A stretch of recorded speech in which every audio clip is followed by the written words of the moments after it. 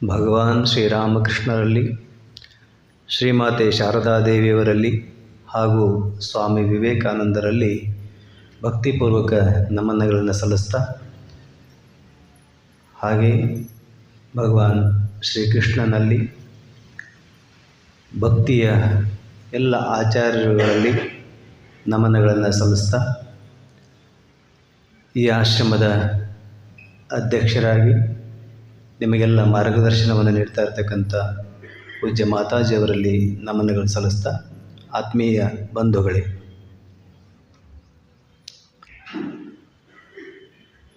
ಭಾಗವತ ಪ್ರವಚನವನ್ನು ಹಲವು ವರ್ಷಗಳಿಂದ ನೀವು ಪ್ರತಿ ವರ್ಷ ಇಲ್ಲಿ ಕೇಳ್ತಾ ಬಂದಿದ್ದೀರಿ.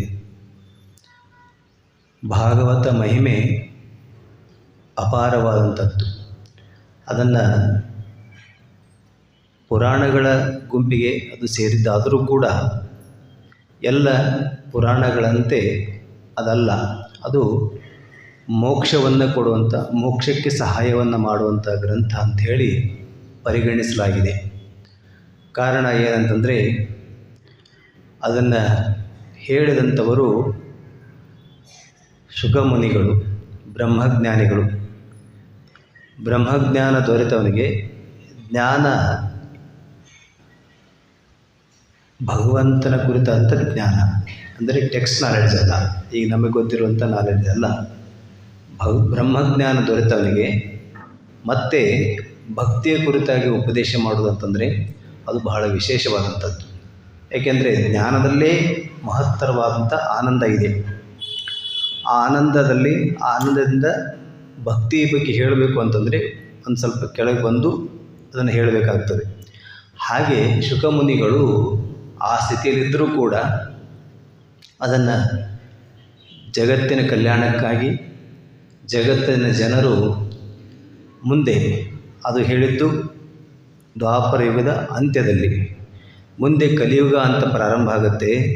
ಕಲಿಯುಗದಲ್ಲಿ ಮಾಡಬಾರದು ಪಾಪಗಳೆಲ್ಲ ಜನ ಮಾಡ್ತಾರೆ. ಆದರೆ ಆ ಪಾಪಗಳಿಂದ ಅವರು ವಿಮುಕ್ತಿ ಹೊಂದೋದಕ್ಕೆ ಬಹಳ ಸಂಕಷ್ಟ ಪಡ್ತಿರ್ತಾರೆ. ಅವರಿಗೆ ಅತ್ಯಂತ ಸುಲಭವಾಗಿ ಇಷ್ಟು ವರ್ಷ, ಅಂದರೆ ಯಾವುದನ್ನು ಅದರಲ್ಲಿ ಹೇಳ್ತಾರೆ, ತ್ರೇತಾಯುಗದಲ್ಲಿ, ಕೃತಯುಗದಲ್ಲಿ ಯಾರು ಒಂಟಿಗಾಲಿನಲ್ಲಿ, ಒಂದೇ ಕಾಲಿನಲ್ಲಿ ನಿಂತ್ಕೊಂಡು ತಪಸ್ಸು ಪಡಿತಾ ಇದ್ದರೋ, ಅಥವಾ ಎಷ್ಟೋ ವರ್ಷಗಳ ಧ್ಯಾನದಿಂದ ಅದನ್ನು ಪಡಿತಾ ಇದ್ದರೋ, ಆ ಆನಂದವನ್ನು ಕೇವಲ ಶ್ರವಣ ಮಾತ್ರದಿಂದಲೇ ಜನರಿಗೆ ಕೇಳುವಂತಾಗಬೇಕು, ಆ ಆನಂದವನ್ನು ಅನುಭವಿಸುವಂತಾಗಬೇಕು. ಅದರ ಜೊತೆಗೆ ಕೇವಲ ಆ ಭಗವಂತನ ಮಹಿಮೆಯನ್ನು ಕೇಳಿದ್ರಿಂದಲೇ ಪಾಪಗಳೆಲ್ಲ ಹೋಗುವಂಥದ್ದು. ಅದಕ್ಕೆ ಎಲ್ಲ ಅವತಾರ ಪುರುಷರು ಕೂಡ ಅದನ್ನ ಹೇಳಿದ್ದಾರೆ. ಭಗವಾನ್ ಶ್ರೀರಾಮಕೃಷ್ಣರು ಕೂಡ ಕಲಿಯುಗಕ್ಕೆ ಯಾವುದು ಸಾಧನೆ, ಹಲವಾರು ಸಾಧನಾ ಮಾರ್ಗಗಳಿದೆ, ನಿಮಗೆಲ್ಲ ಗೊತ್ತಿದೆ. ಕರ್ಮಯೋಗ, ಭಕ್ತಿಯೋಗ, ರಾಜಯೋಗ, ಇವೆಲ್ಲ ಯೋಗಗಳಿದ್ದರೂ ಕೂಡ ಅತ್ಯಂತ ಸುಲಭವಾಗಿದ್ದು ಮತ್ತು ಕಲಿಯುಗಕ್ಕೆ ಹೇಳಿ ಮಾಡಿಸಿದ್ದು ಯಾವುದು? ಕಲಿಯುಗದ ಜನ ಯಾವುದನ್ನು ಅನುಸರಿಸಿದರೆ ಅವರು ಆ ಪರಮಾನಂದವನ್ನು ಪಡೀತಾರೆ ಮತ್ತು ಈ ಇಹಲೋಕದ ಬಂಧನದಿಂದ ಅವರು ಬಿಡುಗಡೆ ಹೊಂದುತ್ತಾರೆ ಅಂತ ಹೇಳಿದಾಗ, ಶ್ರೀರಾಮಕೃಷ್ಣರು ಕೂಡ ಹೇಳಿದ್ದು ನಾರದೀಯ ಭಕ್ತಿ ಅಂತಲೇ ಕರೀತಾರೆ. ಅಂದರೆ ಭಕ್ತಿಯಿಂದ ಮಾತ್ರವೇ ಇಲ್ಲಿ ಬೇರೆ ಯುಗಗಳಿಗಿಂತ ಬಹಳ ಒಳ್ಳೆಯ ಯುಗ ಅಂತ ಹೇಳೋದು ಒಂದು ರೀತಿಯಿಂದ. ಯಾಕೆಂದರೆ ಅಷ್ಟೆಲ್ಲ ತಪಸ್ಸನ್ನು ಮಾಡುವಂಥ ಅವಶ್ಯಕತೆ ಇಲ್ಲ, ಇಲ್ಲಿ ಬಹಳ ಸುಲಭವಾಗಿದೆ. ಆದರೆ ಅದು ಅಷ್ಟೇ ಕಷ್ಟ ಇದೆ. ಮಾಡೋದಕ್ಕೆ ಬಹಳ, ಕೇಳೋದಕ್ಕೆ ಸುಲಭವಾಗಿದೆ, ಮಾಡೋದಕ್ಕೆ ಸ್ವಲ್ಪ ಕಷ್ಟ ಇದೆ. ಆದರೆ ಪ್ರಯತ್ನ ಮಾಡಿದರೆ ಬಹುಬೇಗ ಅದನ್ನು ನಾವು ಅದರಲ್ಲಿ ಸಿದ್ಧಿಯನ್ನು ಪಡಿಬೋದು, ಗಳಿಸ್ಕೋಬೋದು ಅಂತ. ಅದಕ್ಕೆ ಶ್ರೀರಾಮಕೃಷ್ಣರು ಹೇಳಿದರು. ನಾರದರು ಕೂಡ ಭಕ್ತಿ ಯೋಗದಲ್ಲಿ ಹೇಳ್ತಾರೆ, ಭಕ್ತಿಯೇ ಅತ್ಯಂತ ಶ್ರೇಷ್ಠವಾದಂಥದ್ದು ಅಂತ. ಇಲ್ಲಿ ಶುಕಮುನಿಗಳು ಕೂಡ ಅದನ್ನೇ ಪರೀಕ್ಷಿತ ರಾಜನಿಗೆ ಉಪದೇಶ ಮಾಡುವಂಥದ್ದು. ಏನಂತಂದರೆ, ಇದನ್ನು, ಈ ಭಾಗವತ ಶ್ರವಣವನ್ನು, ಭಗವಂತನ ಕುರಿತಾದ ಮಹಿಮೆಯನ್ನು ಕೇಳೋದ್ರಿಂದ, ಕೀರ್ತನೆ ಮಾಡೋದ್ರಿಂದಲೇ ಅವರಿಗೆ ಮೋಕ್ಷ ಪ್ರಾಪ್ತಿಯಾಗುತ್ತೆ ಅಂತ. ಹಾಗೆ ಆ ಕಥೆ ಅನ್ನುವಂಥದ್ದು ಭಾಗವತ ಪ್ರಾರಂಭ ಆಗಿದ್ದೆಲ್ಲ ನಿಮಗೆ ಗೊತ್ತಿದೆ. ಆ ಕಥೆಯನ್ನು ನಾನು ಮತ್ತೆ ರಿಪೀಟ್ ಮಾಡೋದಕ್ಕೆ ಹೋಗುವುದಿಲ್ಲ. ನೇರವಾಗಿ ಇವತ್ತಿನ ವಿಷಯಕ್ಕೆ ನಾನು ಆ ವಿಷಯಕ್ಕೆ ಸಂಬಂಧಪಟ್ಟಂಥ ಕಥೆ ಹೇಗೆ ಪ್ರಾರಂಭ ಆಯಿತು ಅನ್ನೋದನ್ನು ಮಾತ್ರ ನಿಮ್ಮೊಂದಿಗೆ ಹಂಚಿಕೊಳ್ತೇನೆ. ನಿಮಗೆಲ್ಲ ಗೊತ್ತಿದೆ, ಹಿರಣ್ಯಕೇಶಿ ಮತ್ತು ಹಿರಣ್ಯಕಶ್ಯಪು ಅಂತ ಇಬ್ಬರು ಅಣ್ಣ ತಮ್ಮಂದಿರು. ಹಿರಣ್ಯಕಶಿಪುವಿನ ಮಗ ಯಾರು? ಪ್ರಹ್ಲಾದ. ನೋಡಿ ಹೇಗಿದೆ ನಮ್ಮ ಭಾರತೀಯ ಸಂಸ್ಕೃತಿಯಲ್ಲಿ ಅವರ ತಂದೆಯನ್ನು ರಾಕ್ಷಸ ಅಂತ ಗುರುತಿಸ್ತೇವೆ, ಆದರೆ ಪ್ರಹ್ಲಾದನ ಯಾರು ಹಾಗೆ ಹೇಳೋಲ್ಲ ಅಲ್ವಾ? ಪ್ರಹ್ಲಾದನ ರಾಕ್ಷಸ ಅಂತ ಹೇಳ್ತವ, ಅವನ ಮಗನೇ ಆದರೂ ಕೂಡ ಅವನನ್ನು ಹಾಗೆ ಹೇಳೋದಿಲ್ಲ. ಹಾಗೆ ರಾವಣನ ರಾಕ್ಷಸ ಅಂತ ಹೇಳ್ತೀವಿ, ಆದರೆ ಅವನ ತಮ್ಮ ವಿಭೀಷಣನ ರಾಕ್ಷಸ ಅಂತ ಹೇಳಲ್ಲ. ಅಂದರೆ ಗುಣಗಳಿಂದ ಆ ವ್ಯಕ್ತಿಯನ್ನು ಗುರುತಿಸುವಂಥದ್ದು. ರಾಕ್ಷಸಿ ಸ್ವಭಾವ ಅಂತಿದೆ, ರಾಕ್ಷಸಿ ಗುಣಗಳು ಅಂತಿದೆ, ಅದನ್ನೇ ಆಸುರಿ ಗುಣಗಳು ಅಂತ ಶ್ರೀಕೃಷ್ಣ ಭಗವದ್ಗೀತೆಯಲ್ಲಿ 16ನೇ ಅಧ್ಯಾಯದಲ್ಲಿ ದೈವಾಂಸುರ ಸಂಪತ್ ವಿಭಾಗ ಯೋಗ ಅಂತಿದೆ. ಅದರಲ್ಲಿ ಹೇಳ್ತಾರೆ ದೈವಿ ಗುಣಗಳು ಯಾವುವು, ಆಸುರಿ ಗುಣಗಳು ಯಾವುವು ಅಂತ ಲಿಸ್ಟ್ ಕೊಟ್ಟಿದ್ದಾರೆ. ಆ ಆಸುರಿ ಗುಣಗಳು ಯಾರ್ಯಾರು ಇರ್ತಾವೋ ಅವ್ರು ಮಾತ್ರವೇ ರಾಕ್ಷಸರು. ಅವ್ರ ಅಣ್ಣ ತಮ್ಮ ಇದ್ದಾರೆ, ತಂದೆ ಮಗ ಇದ್ದಾರೆ ಅನ್ನೋ ಮಾತ್ರಕ್ಕೆ ಅವ್ರನ್ನ ರಾಕ್ಷಸರು ಅಂತ ಪರಿಗಣಿಸಲ್ಲ. ಹಾಗೆ ಪ್ರಹ್ಲಾದನ ಭಕ್ತಿಯ ಆಚಾರ್ಯ, ಪ್ರಹ್ಲಾದ ಆಚಾರ್ಯ ಅಂತಲೇ ಅವರನ್ನು ಗುರುತಿಸಿ ಈಗೆಲ್ಲ ಗೌರವಿಸುವಂಥದ್ದು. ಹಾಗೆ ಆ ಪ್ರಹ್ಲಾದ ಹಿರಣ್ಯಕಶಿಪುವಿನ ಮಗ, ಈಗ ಪುಟ್ಟ ಬಾಲಕನಾಗಿ ಇದ್ದಾನೆ, ಬೆಳೀತಾ ಇದ್ದಾನೆ. ಬೆಳೆಯುವ ಹಂತಕ್ಕೆ ಬಂದಾಗ ಎಲ್ರಿಗೂ ಗೊತ್ತಿದೆ ಶಿಕ್ಷಣವನ್ನು ಕೊಡಿಸ್ಬೇಕು ಅಂತ. ಹಾಗೆ ಹಿರಣ್ಯಕಶಿಪು ಕೂಡ ಪ್ರಹ್ಲಾದನಿಗೆ ಶಿಕ್ಷಣವನ್ನು ಕೊಡಿಸ್ಬೇಕು ಅಂಥೇಳಿ ಶುಕ್ರಾಚಾರ್ಯರು, ಗೊತ್ತಲ್ಲ ಶುಕ್ರಾಚಾರ್ಯ ಯಾರಂದರೆ ರಾಕ್ಷಸರ ಗುರುಗಳು, ಅವರ ಮಕ್ಕಳಿಬ್ಬರು ಚಂಡಾಮರ್ಕ ಅಂತ, ಅವರು ಒಂದು ವಿಶ್ವವಿದ್ಯಾಲಯ ಅಂದರೆ ಗುರುಕುಲ ಅದನ್ನಲ್ಲಿ ಇತ್ತು. ಅಲ್ಲಿಗೆ ಪ್ರಹ್ಲಾದನನ್ನು ಕೂಡ ವಿದ್ಯಾಭ್ಯಾಸಕ್ಕೆ ಕಳಿಸ್ಬೇಕು ಅಂತ ನಿರ್ಧಾರ ಮಾಡಿದ ಹಿರಣ್ಯಕಶಿಪು. ಅವನಿಗೆ ಈ ಭಗವಂತ ಅಥವಾ ವಿಷ್ಣುವಿನ ಮಹಿಮೆ ಇದ್ಯಾವುದು ಕಿವಿಗೆ ಬೀಳಬಾರದು ಅನ್ನೋದು ಕಂಡೀಷನ್. ಅವನು ಟೀಚರಿಗೆ ಹೇಳ್ತಾನೆ, ಯಾರಿಗೆ? ಗುರುಗಳಿಗೆ ಹೇಳ್ತಾನೆ, ನನ್ನ ಮಗನಿಗೆ ನೀವು ಏನು ಕಲಿಸ್ಬೇಕು ಅಂತ. ಇವತ್ತು ಹೇಳ್ತಾರಲ್ಲ, ಇವತ್ತು ಹಿರಣ್ಯಕಶಿಪುನ ವಂಶಸ್ಥರು ಇದ್ದಾರೆ ಭಾಳ ಶಿಕ್ಷಣ ಸಂಸ್ಥೆಗಳಲ್ಲಿ, ರಾಜಕಾರಣಿಗಳಲ್ಲಿ ಈ ಸೆಕ್ಯುಲರ್ ಎಜುಕೇಷನ್ ಅಂತೇಳಿ ಯಾವುದನ್ನು ನಾವು ಈ ಭಾರತೀಯ ಸಂಸ್ಕೃತಿ ಸಂಬಂಧಪಟ್ಟದನ್ನು ಹೇಳಬಾರ್ದು ಅಂತ, ಬರೀ ಸೆಕ್ಯುಲರ್ ಎಜುಕೇಷನ್ ಕೊಡಬೇಕು ಅಂತ ಇವತ್ತು ಹೇಳ್ತಿರ್ತಾರೆ ನೋಡಿ. ಹಾಗೆ ಇವರೆಲ್ಲರ ಮೂಲ ಪುರುಷ ಅವನು. ಇವತ್ತು ಯಾರು ಹೇಳ್ತಾ ಇದ್ದಾರೆ ಇವರು ಮೂಲ ಪುರುಷ ಅವನು ಹಿರಣ್ಯಕಶಿಪು. ಅವನು ಕೂಡ ಗುರುಗಳಿಗೆ ಕರೆದು ಹೇಳಿದ, ನನ್ನ ಮಗನಿಗೆ ನೀವು ಶಸ್ತ್ರವಿದ್ಯೆ ಹೇಳ್ಕೊಡಿ, ಬೇರೆ ಬೇರೆ ಶಾಸ್ತ್ರಗಳನ್ನ ಹೇಳ್ಕೊಡಿ, ಆದರೆ ದೇವರ ಬಗ್ಗೆ, ಅದು ವಿಶೇಷವಾಗಿ ಈ ವಿಷ್ಣುವಿನ ಬಗ್ಗೆ ಇದ್ಯಾವುದು ಕೂಡ ಅವನ ಕಿವಿಗೆ ಬೀಳದಂತೆ ನೀವು ನೋಡ್ಕೋಬೇಕು, ಅದನ್ನು ಹೇಳಲೇಬಾರದು ಅಂತ ಕಂಡೀಷನ್ ಆಗಿದೆ.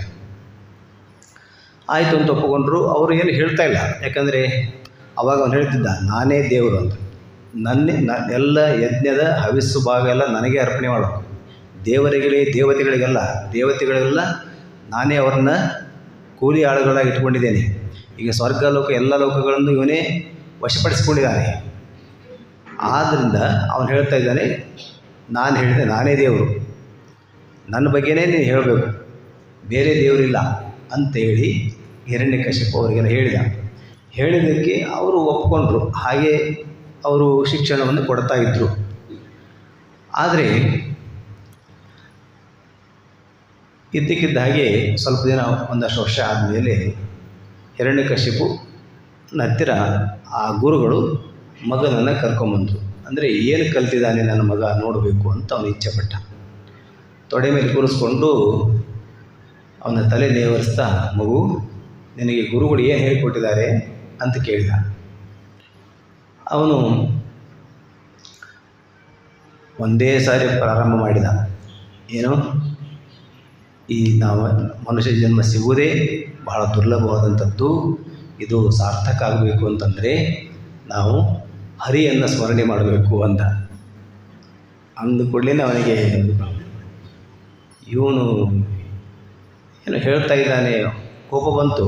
ಆದರೆ ಮುಂದೆ ಮತ್ತೆ ಹೇಳಿದ, ಪ್ರಹ್ಲಾದ ಹೇಳಿದ, ಈ ನವವಿಧ ಭಕ್ತಿ ಅಂತಿದೆ, ನಾನು ಇವತ್ತು ಮಾತಾಡೋ ವಿಷಯ ಇದೆಯಲ್ಲ, ಈ ನವವಿಧ ಭಕ್ತಿ ಹೇಳಿದವರು ಯಾರು? ಪ್ರಹ್ಲಾದನೇ.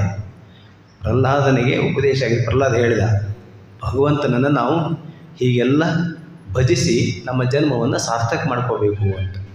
ಏನೇನು ಮಾಡಬೇಕು ಅಂತ ಅವನು ಹೇಳಿದ. ಶ್ರವಣಂ, ಕೀರ್ತನಂ, ಸ್ಮರಣಂ, ಪಾದಸೇವನಂ, ಅರ್ಚನಂ, ವಂದನಂ, ದಾಸ್ಯಂ, ಸಖ್ಯಂ, ಆತ್ಮನಿವೇದನಂ ಅಂತ.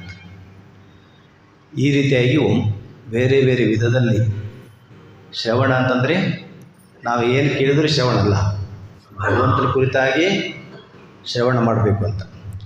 ಶ್ರೀಹರಿಯ ನಾಮ ಸಂಕೀರ್ತನೆಯನ್ನು ಕಿವಿಯಿಂದ ಕೇಳುವುದು ಶ್ರವಣ. ಸಂಕೀರ್ತನೆ ಅಂತಂದರೆ ನಾಲಿಗೆಯಿಂದ ಆ ಭಗವಂತನ ಮಹಿಮೆಯನ್ನು ಹಾಡುವಂಥದ್ದು. ಆಮೇಲೆ ಮನಸ್ಸಿನಲ್ಲಿ ಧ್ಯಾನ ಮಾಡುವುದು ಸ್ಮರಣೆ. ಶ್ರೀಹರಿಯ ಪಾದ ಸೇವೆ ಮಾಡುವುದು, ಆತನನ್ನು ಪೂಜಿಸುವುದು, ವಂದಿಸುವುದು, ಆತನ ದಾಸನಂತೆ ಇರುವುದು, ಸ್ನೇಹಿತನಂತೆ ಇರುವುದು, ತನ್ನನ್ನೇ ಅವನಿಗೆ ಒಪ್ಪಿಸುವುದು. ಹೀಗೆಲ್ಲ ಮಾಡಿ ನಾವು ಅವನನ್ನು ಒಲಿಸಿಕೊಂಡು ಅವನ ಕೃಪೆಗೆ ನಾವು ಪಾತ್ರರಾಗಬೇಕು ಅಂತ ಹೇಳಿಬಿಟ್ಟ. ಹಿರಣ್ಯಕಶಿಪಿಗೆ ಭಯಂಕರ ಕೋಪ ಬಂತು. ಅವನನ್ನು ತಳ್ಳಿದ ಜೋರಾಗಿ, ಹೋಗು ನಿನ್ನನ್ನು, ಇವನಿಗೆ ಏನಾದರೂ ಶಿಕ್ಷೆ ಕೊಡಿ ಅಂತೇಳಿ ಎಲ್ಲ ಶಿಕ್ಷೆಗಳನ್ನು ಹೇಳಿದ. ಏನು, ಅವನಿಗೆ ಬೆಂಕಿಗೆ ಹಾಕೋದಕ್ಕೆ ಹೇಳಿದ, ಆನೆ ಕಾಲಿಗೆ ತುಳಿಸೋದಕ್ಕೆ ಹೇಳಿದ, ಯಾರ್ಯಾರಿಗೆ ಕೆಟ್ಟ ಕೆಲಸ ಮಾಡ್ತವ್ರಿಗೆಲ್ಲ ಏನು ಶಿಕ್ಷೆ ಕೊಡ್ತಾರೆ ಅದೆಲ್ಲ ಶಿಕ್ಷೆಗಳನ್ನು ಇವನು ಕೊಡಿ.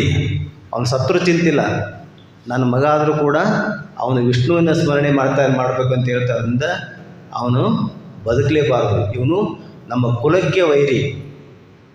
ಯಾರ ಕುಲ? ನಮ್ಮ ದಾನವ ಕುಲಕ್ಕೆ ಇವನು ವೈರಿ. ಇವನಿಂದಲೇ ನನಗೇನೋ ತೊಂದರೆ ಇದೆ ಅಂತ ಹೇಳಿ ಆದೇಶ ಮಾಡಿದ. ಅವನು ಹೇಳಿದ ಹಾಗೆ ಆನೆ ಕಾಲಿಗೆ ತುಳಿಸಿದ್ರು, ಕುದಿಯುತ್ತಿರ್ತಕ್ಕಂಥ ಎಣ್ಣೆ ಬಾಂಡಲಿಯೊಳಗೆ ಹಾಕಿದರು. ಏನು ಮಾಡಿದರೂ ಕೂಡ ಅವನಿಗೇನೂ ಆಗ್ತಾಯಿಲ್ಲ. ಹಾಗೆ ಎಣ್ಣೆ ಬಾಂಡಲಿಯಲ್ಲಿ ಹಾಕಿದರೆ ಕುದಿತಾ ಇದೆ, ಅದ್ರಲ್ಲಿ ಹಾಕಿದರೆ ಅವನು ಆರಾಮಾಗಿ ಸ್ನಾನ ಮಾಡ್ಕೊಂಬಂದು ಹಾಗೆ ಎದ್ದು ಬರ್ತಾನೆ ಆರಾಮಾಗಿ. ಅವನು ನೋಡಿದ ಕೂಲಿ ಮತ್ತೆ ಕೋಪ ಜಾಸ್ತಿ ಆಗ್ತಾಯಿದೆ. ಇದು ಹೀಗಾಯ್ತಲ್ಲ. ಹೀಗೆ ಆ ಕತೆ ನಿಮಗೆಲ್ಲ ಗೊತ್ತಿದೆ, ಮುಂದುವರಿತದೆ. ಅವನು ನರಸಿಂಹ ಅವನಿಗೆ ಕೇಳ್ತಾನೆ, ನಿನ್ನ ದೇವರು ಅಂತ ಹೇಳ್ತೀಯಲ್ಲ, ಎಲ್ಲಿದ್ದಾನೆ ಅವನು ಅಂತ. ಅವನು ಎಲ್ಲ ಕಡೆಗಿದ್ದಾನೆ, ಸರ್ವವ್ಯಾಪಿಯಾಗಿದ್ದಾನೆ ಅಂತ. ಹೌದಾ ಅಂಥೇಳಿ ಸಿಂಹಾಸನದಿಂದ ಎದ್ದು ಬಂದು ಗದೆ ತೆಗೊಂಡು ಕೇಳ್ತಾನೆ. ಅಲ್ಲಿ ಒಂದು ಕಂಬ ಇರ್ತದೆ, ಕಂಬದ ಇದರಲ್ಲಿದ್ದಾನ ಅಂತ ಕೇಳ್ತಾನೆ. ಹೌದು ಇದ್ದಾನೆ ಅಂತ ಹೇಳಿದಾಗ ಕಂಬವನ್ನು ಹೊಡಿತಾನೆ. ಆವಾಗ ನರಸಿಂಹ ಅಲ್ಲಿಂದ ಉದಯಿಸಿ ಬರ್ತಾನೆ. ಉದಯಿಸಿ ಬಂದು ಅವನಿಗೆ ದರ್ಶನ ಕೊಟ್ಟು ಆಮೇಲೆ ಅವನನ್ನು ಸಂಹಾರ ಮಾಡೋದು. ಅಂದರೆ ಅವನು ಹೊರ ಕೇಳಿರ್ತಾನೆ ಬ್ರಹ್ಮನ ಹತ್ತಿರ, ಯಾರು? ಹಿರಣ್ಯಕಶಿಪು. ಅವನಿಗೆ ಮರಣ ಯಾವಾಗ ಆಗಬೇಕು ಅಂತ. ಅವನನ್ನು ಕೊಲ್ಲುವಂಥವನು ಮನುಷ್ಯನೂ ಆಗಿರಬಾರ್ದು, ಪ್ರಾಣಿನೂ ಆಗಿರಬಾರ್ದು ಅಂತ. ಹಗಲು ಆಗಿರಬಾರ್ದು, ರಾತ್ರಿನೂ ಆಗಿರಬಾರ್ದು, ಮನೆ ಹೊರಗೂ ಆಗಿರಬಾರ್ದು, ಒಳಗೂ ಆಗಿರಬಾರ್ದು. ಅವನ ಸಾವಿನ ಬಗ್ಗೆ ನೋಡಿ, ಇಷ್ಟೆಲ್ಲ ಆಲೋಚನೆ ಮಾಡಿದ್ದಾನೆ. ಸಾವು ನನಗೆ ಬರಲೇಬಾರ್ದು ಅಂತ.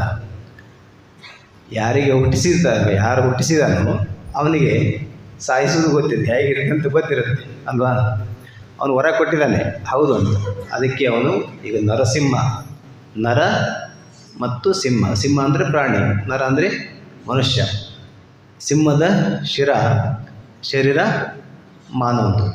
ಹೀಗಾಗಿ ಬಂದು ಸಂಜೆ ಕತ್ತಲು, ಇನ್ನೂ ಬೆಳಕು ಇಲ್ಲ, ಕತ್ತಲು ಇಲ್ಲ, ಮತ್ತು ಮನೆಯ ಹೊಸ್ತಿಲದ ಮೇಲೆ ಕೂತ್ಕೊಂಡು ಅವನನ್ನು ತೊಡೆ ಮೇಲೆ ಹಾಕೊಂಡು, ನೀವೆಲ್ಲದ ಕಥೆಗಳನ್ನು ಕೇಳಿದಿರಿ ಮತ್ತು ಸಾಕಷ್ಟು ಫಿಲ್ಮ್ಗಳು ಕೂಡ ಪ್ರಹ್ಲಾದನ ಭಕ್ತ ಪ್ರಹ್ಲಾದ ಎಲ್ಲ ನೋಡಿದಿರಿ. ಹೀಗೆ ಆ ಕಥೆ ಸಾಗಿ ಅವನಿಂದ ಹೋಗುತ್ತೆ. ಈ ಘಟನೆಯನ್ನು ನೆನಪಿಸಿಕೊಂಡು ಡಿ ವಿ ಜಿಯವರು ಒಂದು ಕಡೆಗೆ ಬರೀತಾರೆ, ನಮಗೆ ಹೇಗಿರಬೇಕು ಭಕ್ತಿ ಅಂತಂದರೆ, ಒಂದು ಪ್ರಹ್ಲಾದನ ರೀತಿ ಆದರೂ ಇರಬೇಕು ಅಂತ. ಪ್ರಹ್ಲಾದ ನಂಬಿಬಿಟ್ಟಿದ್ದಾನೆ, ಏನಾದರೂ ಕೂಡ ಭಗವಂತ ಇದ್ದಾನೆ, ನಮ್ಮನ್ನು ರಕ್ಷಿಸ್ತಾನೆ, ಅವನು ಎಲ್ಲ ಕಡೆಗೂ ಇದ್ದಾನೆ ಅಂತಕ್ಕಂಥ ಭಾವ, ಆ ನಂಬಿಕೆ. ಅದಕ್ಕೆ ಅವ್ರು ಹೇಳ್ತಾರೆ, ನಂಬದಿದ್ದನು ತಂದೆ, ನಂಬಿದನು ಪ್ರಹ್ಲಾದ. ತಂದೆ ನಂಬಲಿಲ್ಲ, ನಂಬಬಾರದ್ರೆ ಹೇಗೆ ನಂಬಬಾರ್ದು, ಆ ಹಿರಣ್ಯಕಶಿಪುನ ಹಾಗೆ ನಂಬಬಾರ್ದು ಅಂತ. ನಂಬಿದರೆ ಹೇಗೆ ನಂಬಬೇಕು? ಪ್ರಹ್ಲಾದನ ರೀತಿಯಲ್ಲಿ ನಂಬಬೇಕು. ನಂಬದಿದ್ದನು ತಂದೆ ನಂಬಿದನು ಪ್ರಹ್ಲಾದ, ಕಂಬದಿಂದಲೋ ಬಿಂಬದಿಂದಲೋ ಮೋಕ್ಷವವರಿಂಗಾಯಿತು, ಸಿಂಬಳದ ನೊಣ ನೀನು ಮಂಕುತಿಮ್ಮ ಅಂತ.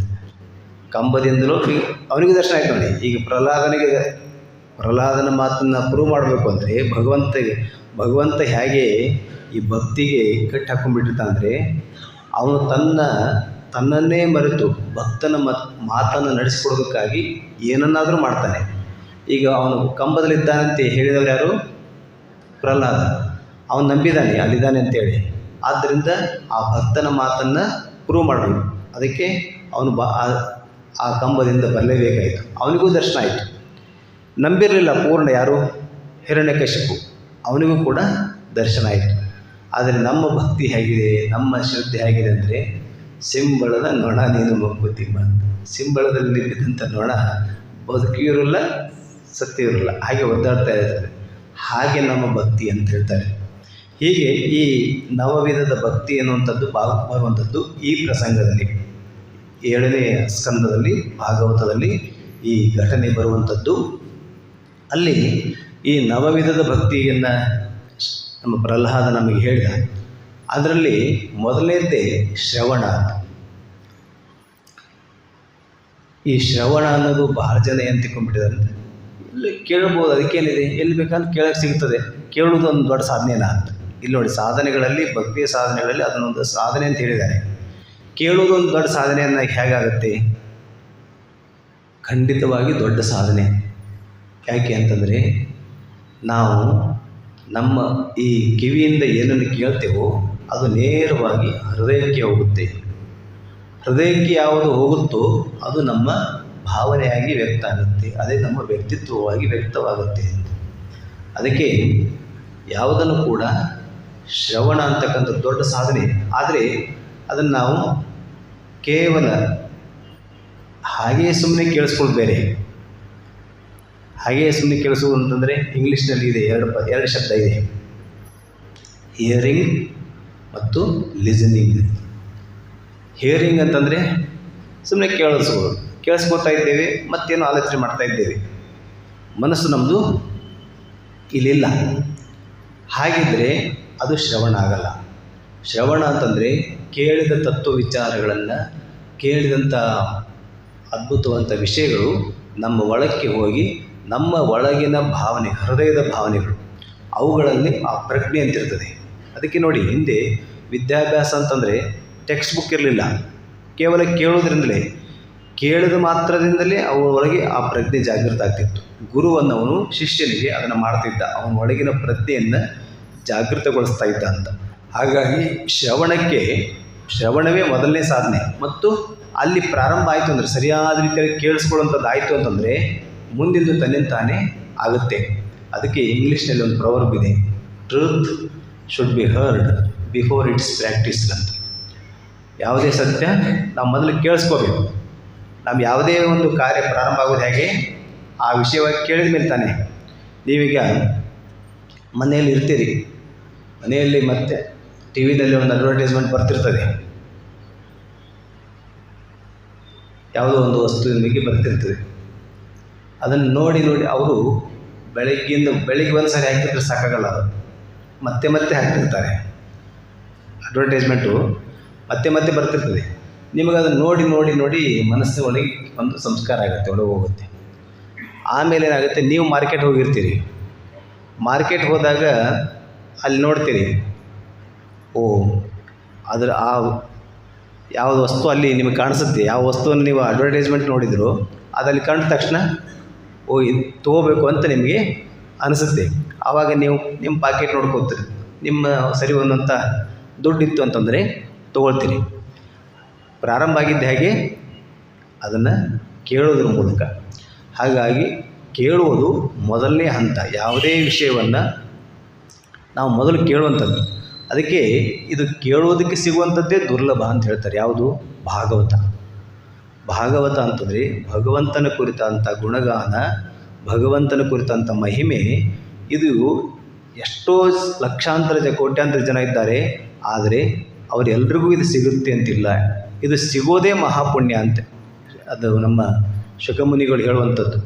ಇದು ಕೇಳುವುದಕ್ಕೆ ಪರಮ ಪುಣ್ಯ ಮಾಡಿರಬೇಕು. ಮೊದಲು ನೀವು ಇಲ್ಲಿ ಬಂದಿದ್ದೀರಲ್ಲ, ನೀವು ತಿಳ್ಕೊಳ್ಳಿ, ನೀವು ಮೊದಲು ಏನೋ ಪುಣ್ಯ ಮಾಡಿ ಬಂದಿದ್ದೀರಂತ. ಪುಣ್ಯ ಮಾಡಿರಲಿಲ್ಲ ಅಂದರೆ ಖಂಡಿತವಾಗಿಯೂ ಇದನ್ನು ಕೇಳೋದಕ್ಕೆ ಬರೋಕ್ಕೆ ಸಾಧ್ಯ ಇರಲಿಲ್ಲ. ಪುಣ್ಯ ಮಾಡಿದವ್ರಿಗೆ ಮಾತ್ರವೇ ಸಿಗುವಂಥದ್ದು ಇದು. ಈ ಭಾಗವತ ಕೇಳೋದಕ್ಕೆ ಅಷ್ಟೊಬ್ಬರು. ಭಾಗವತ ಅಂತಂದರೆ ಭಗವಂತನ ಕುರಿತಂತೆ ಯಾವುದೇ ಕೀರ್ತನೆ, ಅವನ ಬಗ್ಗೆಂಥ ಮಹಿಮೆ, ಅವನ ಗುಣಗಾನ ಇದೆಲ್ಲವನ್ನೂ ಸೇರಿಸಿ ಭಾಗವತ ಅಂತ ಹೇಳುವಂಥದ್ದು. ಆದ್ದರಿಂದ ಶ್ರವಣ ನಮ್ಮ ಮೊದಲ ಸಾಧನ. ಈಗ ನೀವು ಕೇಳ್ತಾ ಇದ್ದೀರಿ, ಕೇಳಿದ ತಕ್ಷಣವೇ ಎಲ್ಲ ಅರ್ಥ ಆಯಿತು ಅಂತಿರಲ್ಲ ಅಲ್ವಾ? ಕೇಳಿದ್ದೆಲ್ಲ ಅರ್ಥ ಆಗಿಬಿಡುತ್ತಾ? ಇಲ್ಲ, ಮತ್ತೆ ಮತ್ತೆ ಕೇಳಬೇಕು. ಮತ್ತೆ ಮತ್ತೆ ಕೇಳಿದಾಗ, ಮತ್ತೆ ಮತ್ತೆ ಅದನ್ನು ಮನನ ಮಾಡಿದಾಗ ಮತ್ತೆ ಆವಾಗ ಅದು ಅರ್ಥ ಆಗುತ್ತೆ ಅಂತ. ಅದಕ್ಕೆ ಕಠೋಪನಿಷತ್ನಲ್ಲಿ ಯಮ ನಚಿಕೇತನಿಗೆ ಹೇಳ್ತಾನೆ, ಇದು ಕೇಳುವುದಕ್ಕೆ ಬಹಳ ದುರ್ಲಭವಾದಂಥದ್ದು. ಶ್ರವಣಾಯಾಪಿ ಬಹುವೀರ್ ಯೋನ ಲಭ್ಯ. ಇದು ಕೇಳುವುದಕ್ಕೆ ಬಹಳ ಅಪರೂಪವಾದಂಥದ್ದು.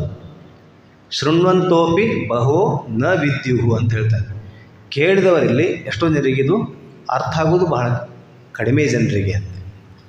ಅಂಥದ್ರಲ್ಲಿ ಈ ಕೇಳೋದಂತಿದೆಯಲ್ಲ, ಈ ಪ್ರಕ್ರಿಯೆಗೆ ನಮ್ಮನ್ನು ಒಳಪಡಿಸಿಕೊಂಡ್ರೆ, ನಮ್ಮನ್ನು ನಾವು ಸೇರಿಸ್ಕೊಂಡ್ರೆ ಮಹಾ ಅದ್ಭುತವಾದಂಥ ಒಂದು ಪ್ರಯಾಣ ಅಥವಾ ನಮ್ಮ ಸಾಧನೆ ಇಲ್ಲಿಂದ ಪ್ರಾರಂಭ ಆಯಿತು ಅಂತ ನಾವು ತಿಳ್ಕೋಬೇಕು. ಆದರೆ ಬಹಳ ಜನ ಅಂದ್ಕೊಂಡಿದ್ದಾರೆ, ಎಷ್ಟು ಬೇಕಾದಷ್ಟು ಪ್ರವಚನಗಳು ನಡೀತವೆ, ಎಷ್ಟು ಬೇಕಾದಷ್ಟು ವಿಷಯಗಳಿದ್ದಾವೆ, ಇಲ್ಲಿ ಕೇಳೋದಕ್ಕೆ ಏನು ತೊಂದರೆ ಇದೆ, ಕೇಳ್ತೇವೆ ಅಂತ. ಹಾಗೆ ಆದರೆ ಕೇಳಿದ್ದು ಒಳಗೆ ಹೋಗಲಿಲ್ಲ, ಕೇಳಿದಾಗ ನಾವು ಅಲ್ಲಿರಲಿಲ್ಲ ಅಂತಂದರೆ ಏನಾಗುತ್ತೆ? ಶ್ರೀರಾಮಕೃಷ್ಣರು ಒಂದು ಕಥೆಯನ್ನು ಹೇಳ್ತಿದ್ರು. ಅಂದರೆ ನಮ್ಮ ಸಂಸ್ಕಾರಗಳು ನಮ್ಮನ್ನು ಹೇಗೆ ತೆಗೆದುಕೊಂಡು ಹೋಗ್ತವೆ. ನೀವೀಗ ಬರ್ತಾ ಇರ್ತೀರಿ, ಮನೆಯಿಂದ ಇಲ್ಲಿ ಹೊರಟಿರ್ತೀರಿ, ಆಶ್ರಮಕ್ಕೆ ಹೋಗಿ ಪ್ರವಚನ ಕೇಳಬೇಕು ಅಂತಲೇ ಬಂದಿರ್ತೀರಿ. ಆದರೆ ಮಧ್ಯಕ್ಕೆ ಏನೋ ಒಂದು ನಿಮ್ಮ ಬೇರೆ ಕಡೆ ಕರ್ಕೊಂಡು ಹೋಗುತ್ತೆ. ಅಂದರೆ ಯಾವುದೋ ಕಾರಣ, ಇದೇ ಕಾರಣ ಇರಬೇಕಂತಿಲ್ಲ, ಯಾವುದೋ ಒಂದು ಸಣ್ಣ ಪುಟ್ಟ ಕಾರಣ ಕರ್ಕೊಂಡು ಹೋಗ್ಬಿಡ್ತದೆ. ಆವಾಗ ಏನಾಗುತ್ತೆ ನೋಡಿ, ಆ ಭಾಗ್ಯ ನಿಮಗಿಲ್ಲ ಅಂತಲೇ ಅರ್ಥ. ಮತ್ತು ಕೇಳುವಾಗ ಹೇಗೆ ಮನಮುಟ್ಟಿ ಮನಸ್ಸೆಲ್ಲ ಕೊಟ್ಟು ಕೇಳಬೇಕು ಅಂತ. ಅದಕ್ಕೆ ಇಂಗ್ಲೀಷ್ನಲ್ಲಿ ಡೋಂಟ್ ಮಿಯರ್ ಹಿಯರ್, ಲಿಸನ್ ಅಂತ ಒಂದು ಮಾತಿದೆ. ಬರೀ ಸುಮ್ಮನೆ ಕೇಳಿಸ್ಕೋಬೇಡಿ, ಅದನ್ನು ಗಮನವಿಟ್ಟು ಕೇಳಿಸ್ಕೊಳ್ಳಿ. ಲಿಸನ್ ಅಂತಂದರೆ ಗಮನವಿಟ್ಟು ಕೇಳಿಸ್ಕೊಳ್ಳೋದು ಅಂತ. ಹಾಗೆ ಆ ಗಮನವಿಟ್ಟು ಕೇಳಿಸ್ಕೊಳ್ಳೋದು ಕೂಡ ದೊಡ್ಡ ಸಾಧನೆ. ಈಗ ಬಹಳ ಜನ ನಮ್ಮ ವಿದ್ಯಾಭ್ಯಾಸ ಪದ್ಧತಿ ಟೆಕ್ಸ್ಟ್ ಇಲ್ಲದೆ ಇರತಕ್ಕಂಥ ಸಮಯದಲ್ಲಿ ಕೇಳಿದ ತಕ್ಷಣ ನೆನಪಿಡ್ತಾ ಇತ್ತು. ಆ ಬಗೆಯಲ್ಲಿ ನಾವು ಕೇಳಬೇಕು ಅಂತ. ಹಾಗೇನಾದರೂ ಇವತ್ತು ಸಾಧ್ಯ ಇದೆಯಾ ಮಾಡೋದಕ್ಕೆ? ಮಕ್ಕಳಿಗೆ ಏನು ಇವತ್ತು ಓದಿಸ್ಬಿಟ್ಟು ನಾಳೆ ಟೆಸ್ಟಲ್ಲಿ ಬರೆದುಬಿಟ್ರೆ ಮುಗಿದೋಯ್ತು, ಅಲ್ಲಿಗೆ ಯಾವಾಗ ಮರ್ತಿದ್ದೇನೋ ಅಂತ ಅಲ್ವಾ? ಯಾವ ನಾಲೆಡ್ಜು ಕೂಡ ಒಳಗಡೆ ಹೋಗ್ತಾ ಇಲ್ಲ, ಹಾಗೆ ಹೊರಗಡೆಗಿದೆ. ಆದರೆ ನಾವು ಇಲ್ಲಿ ಮೊನ್ನೆ ಒಂದು ಕೊಲ್ಲಾಪುರ ಹತ್ತಿರ ಕನ್ನೇರಿ ಅಂತಿದೆ. ಕೊಲ್ಲಾಪುರ ಕೇಳಿದ್ದೀರಾ? ಊರ ಹೆಸರು ಮಹಾಲಕ್ಷ್ಮಿ ಇರುವುದಲ್ಲೇ. ಅದ್ರ ಹತ್ತಿರ ಕನ್ನೇರಿ ಅಂತ ಮಠ ಇದೆ. ಅಲ್ಲಿ ಒಂದು ಗುರುಕುಲವನ್ನು ಮಾಡಿದ್ದಾರೆ ಅಲ್ಲಿ ಸ್ವಾಮೀಜಿಯವರು. ಏನು ಅದ್ಭುತವಾದಂಥ ಗುರುಕುಲ ಅಂದರೆ, ಅಲ್ಲಿ ಇದೇ ರೀತಿ ಯಾವುದೇ ಟೆಕ್ಸ್ಟ್ ಇಲ್ಲ, ಆಚಾರ್ಯ ಅದನ್ನು ಹೇಳ್ತಾ ಇರೋದು, ಅವ್ರು ಕೇಳ್ತಾ ಇರೋದು. ಹೀಗೆ ಮೊನ್ನೆ ನಾವು ಅಲ್ಲಿ ಹೋದಾಗ ಒಂದು ಪರೀಕ್ಷೆಯನ್ನು ಅವರಿಗೆ, ನಮ್ಮ ಎದುರಿಗೆ ಅವರಿಗೆ ಮಕ್ಕಳಿಗೆ ಹೇಗೆ ಸ್ಮರಣ ಶಕ್ತಿ ಒಬ್ಬ ಮನುಷ್ಯನಿಗೆ ಎಷ್ಟು ಇರುತ್ತೆ ಅಂತ ನಾವೇನ್ಕೊಂಡ್ಬಿಟ್ಟಿದ್ದೀವಿ. ನಾವು ಅದನ್ನು ಉಪಯೋಗ ಮಾಡ್ಕೊಳ್ತಾ ಇಲ್ಲ, ಹಾಗಾಗಿ ಅದು ಮರ್ತು ಹೋಗ್ಬಿಡ್ತದೆ. ಈಗ ನೀವು ಹೇಗೆ ಕೂತೀರಿ ಹೀಗೆ ಕೂತಿದ್ದಾರೆ, ನಾವು ಈಗ ಕೂತಿದ್ದೇವೆ. ಹಿಂದೆ ಒಬ್ಬರು ಟೀಚರು ಒಂದು ಬ್ಲ್ಯಾಕ್ ಬೋರ್ಡ್ನಲ್ಲಿ ಸ್ವಾಮೀಜಿಯವರು ಒಂದಷ್ಟು ಹೆಸರುಗಳನ್ನ ಹೇಳಿದರು, ಒಂದು 32 ಹೆಸರುಗಳನ್ನ. ಆ ಹೆಸರುಗಳನ್ನೆಲ್ಲ ಅವರು ಬರೆದ್ರಷ್ಟೇ. ಹೇಳ್ತಾ ಇರೋರು ಸ್ವಾಮೀಜಿ, ಬರಿತಾ ಇದ್ದವರು ಟೀಚರು, ಇವ್ರ ಮಧ್ಯೆ ಕೇಳಿಸ್ಕೊಳ್ದು ಯಾರು? ವಿದ್ಯಾರ್ಥಿಗಳು. ಹೀಗೆ ಕೇಳಿಸ್ಕೊಳ್ತಾ ಇದ್ದಾರೆ. ಆ 32 ಹೆಸರುಗಳನ್ನು ಒಂದೇ ಸಾರಿ ಕೇಳಿಸ್ಕೊಂಡ್ರು, ಒಂದೇ ಸಾರಿ ಹೇಳಿದ್ರು, ಒಂದೇ ಸಾರಿ ಬರೆದ್ರು. ತಕ್ಷಣ ಮತ್ತೆ ಹುಡುಗರು ಕೇಳಿದರು, ಅದನ್ನು ನೀವು ಕೇಳಿಸ್ಕೊಂಡ್ರಲ್ಲ, ಅದು ಹೇಳ್ತೀರಾ ಅಂತ. ಎಲ್ಲ ಹುಡುಗರು ಕೂಡ ಅದನ್ನು 1ನೇ ನಂಬರಿಂದ 32 ನಂಬರ್ವರೆಗೂ ಏನೇನು ಹೇಳಿದ್ರು ಸ್ವಾಮೀಜಿ ಅದೆಲ್ಲವನ್ನು ಹಾಗೆ ಒಪ್ಪಿಸ್ಬಿಟ್ರು. ಅಷ್ಟೇ ಅಲ್ಲ, ಮತ್ತು 32ರಿಂದ ಉಲ್ಟಾ ಹೇಳಿದ್ರು, 32ರಿಂದ 31, 30 ಹೀಗೆ ಉಲ್ಟಾ ಅದನ್ನು ಆ ಹೆಸರುಗಳನ್ನೆಲ್ಲ ಹೇಳಿದರು. ಅದನ್ನು ನೋಡಿದರೆ, ಅಂದರೆ ಕೇಳಿಸ್ಕೊಳ್ಳುವಂಥ ಶಕ್ತಿ ನಮಗೆ ಸರಿಯಾದ ರೀತಿಯಲ್ಲಿ ಬಂತು ಅಂತಂದರೆ ಆ ರೀತಿಯಾಗಿ ಆಗುತ್ತೆ. ಇದು ಹೊರಗಿನ ಬಗ್ಗೆ ಆಯಿತು. ಆದರೆ ನಮ್ಮ ಪರಮ ಪ್ರೀತಿ, ನಮ್ಮ ಭಕ್ತಿ ಯಾರ ಮೇಲಿದೆಯೋ ಆ ಭಗವಂತನ ಮಹಿಮೆಯನ್ನು ನಾವು ಕೇಳ್ತಾ ಕೇಳ್ತಾ ಕೇಳ್ತಾ ಇದ್ರೆ ಇನ್ನೇನು ಆಗಬೇಡ, ಒಳಗಡೆಗೆ ಯಾವ ರೀತಿಯ ಪರಿವರ್ತನೆ ಆಗಬೇಕು ಅಲ್ವಾ. ಭಾಗವತವನ್ನು ಶ್ರೀರಾಮಕೃಷ್ಣರು ಒಂದು ಆ ಘಟನೆಯನ್ನು ಹೇಳ್ತಾರೆ. ಏನಂತಂದರೆ, ಇಬ್ಬರು ಗೆಳೆಯರು ದಾರಿಯಲ್ಲಿ ಹೋಗ್ತಾ ಇದ್ದರಂತೆ. ಒಂದು ಕಡೆಗೆ ಹೀಗೆ ಭಾಗವತ ಪ್ರವಚನ ನಡೀತಾ ಇತ್ತು. ಒಬ್ಬನಿಗೆ ಅನಿಸ್ತು, ಹೋಗಿ ಭಾಗವತ ಕೇಳೋಣ ಬಾ ಅಂತ ಕರೆದ. ಅದಕ್ಕೆ ಅವನು ಇನ್ನೊಬ್ಬ ಹೇಳಿದ, ಬಂದು ಕೂತ್ಕೊಂಡ. ಆದರೆ ಅವನಿಗೆ ಇಷ್ಟ ಇರಲಿಲ್ಲ, ನಾನು ಬೇರೆ ಕಡೆ ಹೋಗ್ತೇನೆ ಅಂತ ಹೋದ. ಅವನು ಓದುದು ಬೇರೆ ಎಲ್ಲೋ ಕಡೆಗೆ ಹೋಗಬಾರದು ಜಾಗಕ್ಕೆ ಹೋದ. ಅಲ್ಲಿ ಅವನು ಸಂತೋಷ ಪಡ್ತಾ ಇದ್ದಾನೆ, ಇಲ್ಲಿ ಇವನು ಭಾಗವತ ಕೇಳಿ ಸಂತೋಷ ಪಡ್ತಾ ಇದ್ದಾನೆ. ಇದು ಹೊರಗಡೆಗೆ ನಮಗೆ ಕಾಣುವಂಥ ದೃಶ್ಯ. ಇವನು ಭಾಗವತ ಕೇಳ್ತಾ ಇದ್ದಾನೆ, ಅವನು ಬೇರೆ ಏನೋ ಮಾಡ್ತಾ ಇದ್ದಾನೆ. ಆದರೆ ಇಬ್ಬರು ಸತ್ತ ಮೇಲೆ ಅವರನ್ನು ವೈಕುಂಠದಿಂದ ಬಂದಂಥವರು ಆ ಏನು ಮಾಡಕ್ಕೆ ಹೋಗಿದ್ದಲ್ಲ, ಅವನನ್ನು ವೈಕುಂಠಕ್ಕೆ ಕರ್ಕೊಂಡು ಹೋದ್ರಂತೆ. ಈ ಭಾಗವತ ಕೇಳಕ್ಕೆ ಕೂತಿದ್ದಲ್ಲ, ಇವನ್ನ ಯಮಲೋಕಕ್ಕೆ ಕರ್ಕೊಂಡು ಹೋದ, ನರಕಕ್ಕೆ ಕರ್ಕೊಂಡು ಹೋದನಂತೆ. ಯಾಕೆ ಹೀಗೆ ಅಂತಂದಾಗ ಹೇಳ್ತಾರೆ, ಅವನು ಅಲ್ಲಿ ಹೋಗಿದ್ದಲ್ಲ, ಆ ಜಾಗಕ್ಕೆ ಹೋದವನು ಅವನು ಆಲೋಚನೆ ಮಾಡ್ತಾಯಿದ್ದಂತೆ, ಅಯ್ಯೋ ನಾನು ಎಂಥ ಕೆಟ್ಟ ಕೆಲಸ ಮಾಡ್ತಾಯಿದ್ದೀನಿ, ಇದು ಮಾಡಬಾರ್ದಾಗಿತ್ತು. ನನ್ನ ಗೆಳೆಯ ಅಲ್ಲಿ ಅದ್ಭುತವಂತ ಭಾಗವತ ಪ್ರವಚನ ಕೇಳ್ತಾ ಇದ್ದಾನೆ ಅಂತ ಅವನ ಮನಸ್ಸೆಲ್ಲ ಇಲ್ಲೇ ಇದೆ. ಅವನ ಶರೀರ ಅಲ್ಲಿದೆ ಅಷ್ಟೇ, ಮನಸ್ಸೆಲ್ಲ ಭಾಗವತದ ಕಡೆಗಿದೆ. ಇಲ್ಲಿ ಭಾಗವತ ಕೇಳ್ತಾ ಇದ್ದಲ್ಲ, ಇವನ ಮನಸ್ಸು ಅಯ್ಯೋ ನಾನು ಇಲ್ಲಿ ಕೂತ್ಕೊಂಡ್ಬಿಟ್ಟೆಲ್ಲ, ಇದೇನು ಹೇಳ್ತಾ ಇದ್ದಾರೆ ಪ್ರವಚನ, ನನಗೇನು ಅರ್ಥ ಆಗ್ತಾ ಇಲ್ಲ, ಸುಮ್ಮನೆ ಇಲ್ಲಿ ಬಂದು ಕೂತ್ಕೊಂಡ್ಬಿಟ್ಟಲ್ಲ ಅಂತೇಳಿ ಇವನಿಗೆ ಅನ್ನಿಸ್ತಾ ಇದೆ. ಹೀಗೆ ಅವನು ಹೊರಗಡೆಗೆ ಕ್ರಿಯೆ ನೋಡಿ. ಈ ಇಡೀ ನವವಿಧದ ಭಕ್ತಿಯಲ್ಲಿ ಪ್ರಮುಖವಾದಂಥದ್ದು ಏನಂತಂದರೆ, ನಮ್ಮ ಪೂಜಾದಿಗಳಲ್ಲೂ ಕೂಡ ಪ್ರಮುಖವಾದಂಥದ್ದು ಏನಂತಂದರೆ, ನಾವು ಹೊರಗೆ ಮಾಡುವ ಕ್ರಿಯೆ ಅಲ್ಲ, ಒಳಗಡೆಗೆ ಇರ್ತಕ್ಕಂಥ ಭಾವ. ಅದಕ್ಕೆ ಬಸವಣ್ಣನವರು ಒಂದು ವಚನದಲ್ಲಿ ಹೇಳ್ತಾರೆ, ಭಾವ ಕೇವಲ ಭಾವವಿಲ್ಲದ ಕ್ರಿಯೆ ಅದಕ್ಕೆ ಅಂತ. ಭಾವವಿಲ್ಲದ ಕ್ರಿಯೆ ಅದಕ್ಕೆ, ಕ್ರಿಯೆ ಇಲ್ಲದ ಭಾವವೂ ಕೂಡ ಅಷ್ಟೇ ಒಳ್ಳೆಯದಲ್ಲ ಅಂತ. ಎರಡೂ ಕೂಡ ಇರಬೇಕು, ಕ್ರಿಯೆ ಮತ್ತು ಭಾವ. ಪೂಜೆ ಮಾಡ್ತಾ ಇದ್ದೇವೆ, ಹೂವನ್ನು ಅರ್ಪಣೆ ಮಾಡ್ತಾ ಇದ್ದೇವೆ ಅಂತಂದರೆ ನಮ್ಮ ಪೂರ್ಣ ಮನಸ್ಸು ಅಲ್ಲೇ ಇರಬೇಕು ಅಲ್ವಾ. ಹಾಗೆ ಭಾಗವತವನ್ನು ಕೇಳ್ತಾ ಇದ್ದಂಥ ಮನಸ್ಸು ಅವನು ಅಲ್ಲೇ ಇದ್ದಿದ್ದರೆ ಅವನು ಧನ್ಯತೆಯನ್ನು ಪಡೀತಿದ್ದ. ಆದರೆ ಹೊರಗಿನ ಕ್ರಿಯೆಯಿಂದ ಅಷ್ಟರಿಂದಲೇ ಅದು ಫಲ ಅನ್ನುವಂಥದ್ದು ಇಲ್ಲ, ಒಳಗಡೆಗೆ ನಡೀತಾ ಇದೆ ಅನ್ನೋದ್ರ ಮೇಲೆ ಇದೆ. ಆದ್ದರಿಂದ ಶ್ರವಣಕ್ಕೆ ಇದೆಷ್ಟೆಲ್ಲ ಆಯಾಮಗಳಿದೆ. ಅಂದರೆ ಕೇವಲ ನಾವು ಫಿಸಿಕಲಿ ಅಪಿಯರೆನ್ಸ್ ಆಗಿ ಇದ್ಕೊಂಡು ಇದ್ದರೂ ಕೂಡ ಒಳಗಡೆಗೆ ನಮ್ಮ ಅದು ಕೇಳೋಕೆ ಅಂತಕ್ಕಂಥದ್ದು ಒಳಗೆ ಹೃದಯದಲ್ಲಿ ಹೋಗಲಿಲ್ಲ ಅಂತಂದರೆ ಅದು ನಮಗೆ ಏನೂ ಪ್ರತಿಫಲವನ್ನು ಕೊಡುವುದಿಲ್ಲ. ಆದ್ದರಿಂದ ಕೇಳುವಾಗ ಅಷ್ಟು ಎಚ್ಚರಿಕೆಯಿಂದ ಕೇಳಬೇಕು. ಅದರ ಜೊತೆಗೆ ಇಲ್ಲಿ ಶ್ರವಣವನ್ನು ಸಾಧನೆಯನ್ನಾಗಿ ಹೇಳ್ತಾ ಇರತಕ್ಕಂಥ ಉದ್ದೇಶ ಏನಂತಂದರೆ, ಭಕ್ತ ಮತ್ತು ಭಗವಂತನಿಗಿರ್ತಕ್ಕಂಥ ಒಂದು ಸಂಬಂಧ. ಯಾರಿಗಾದರೂ ಅವನ ಹೆಸರನ್ನು, ಅವನ ಮಹಿಮೆಯನ್ನು ಕೇಳ್ತಾ ಇದ್ದರೆ ಆನಂದ ಆಗಬೇಕು. ಆನಂದ ಆಯಿತು ಅಂತಂದರೆ ನೀವೇ ಗೆದ್ದು ಹೋಗ್ತೀರಿ ಅಲ್ವಾ. ಆನಂದವನ್ನು ಅನುಭವಿಸ್ತಾ ಇರ್ತೇವೆ, ಆನಂದ ಅನುಭವಿಸ್ತಾ ಇರ್ತಕ್ಕಂಥ ಸ್ಥಿತಿ ಇದೆಯಲ್ಲ, ಅದು ಶ್ರವಣದಿಂದಲೇ ಮೊದಲಿಂದಲೇ ಪ್ರಾರಂಭ ಆಗಿಬಿಡುತ್ತೆ ಅಂತ. ಅದಕ್ಕೆ ಈ ನವವಿಧದ ಭಕ್ತಿಯಲ್ಲಿ, ಅಂದರೆ ಭಕ್ತಿ ಅಂತಕ್ಕಂಥದ್ದು ಮನುಷ್ಯನ ಒಳಗಡೆಗಿದೆ. ಭಕ್ತಿ ಅಂದರೆ ಏನು? ನಮ್ಮ ಇಷ್ಟ ದೇವರು, ನಾವು ನಂಬಿರ್ತಕ್ಕಂಥ ದೇವರು, ಅವನ ಬಗ್ಗೆ ನಮಗಿರ್ತಕ್ಕಂಥ ಪ್ರೀತಿಯನ್ನೇ ಇನ್ನೊಂದು ರೀತಿಯಲ್ಲಿ ಭಕ್ತಿ ಅಂತ ಹೇಳುವಂಥದ್ದು. ನಮ್ಗೆ ಯಾರದಾರ ಮೇಲೆ ಪ್ರೀತಿ ಇದ್ದರೆ ಅವ್ರ ಬಗ್ಗೆ ಏನಾದ್ರು ಹೇಳ್ತಾ ಇದ್ರೆ ಖುಷಿ ಆಗಲ್ವ? ಕೇಳೋಕ್ಕೆ ಖುಷಿ ಆಗ್ತಾ ಇಲ್ಲ ಅಂದರೆ ಏನರ್ಥ?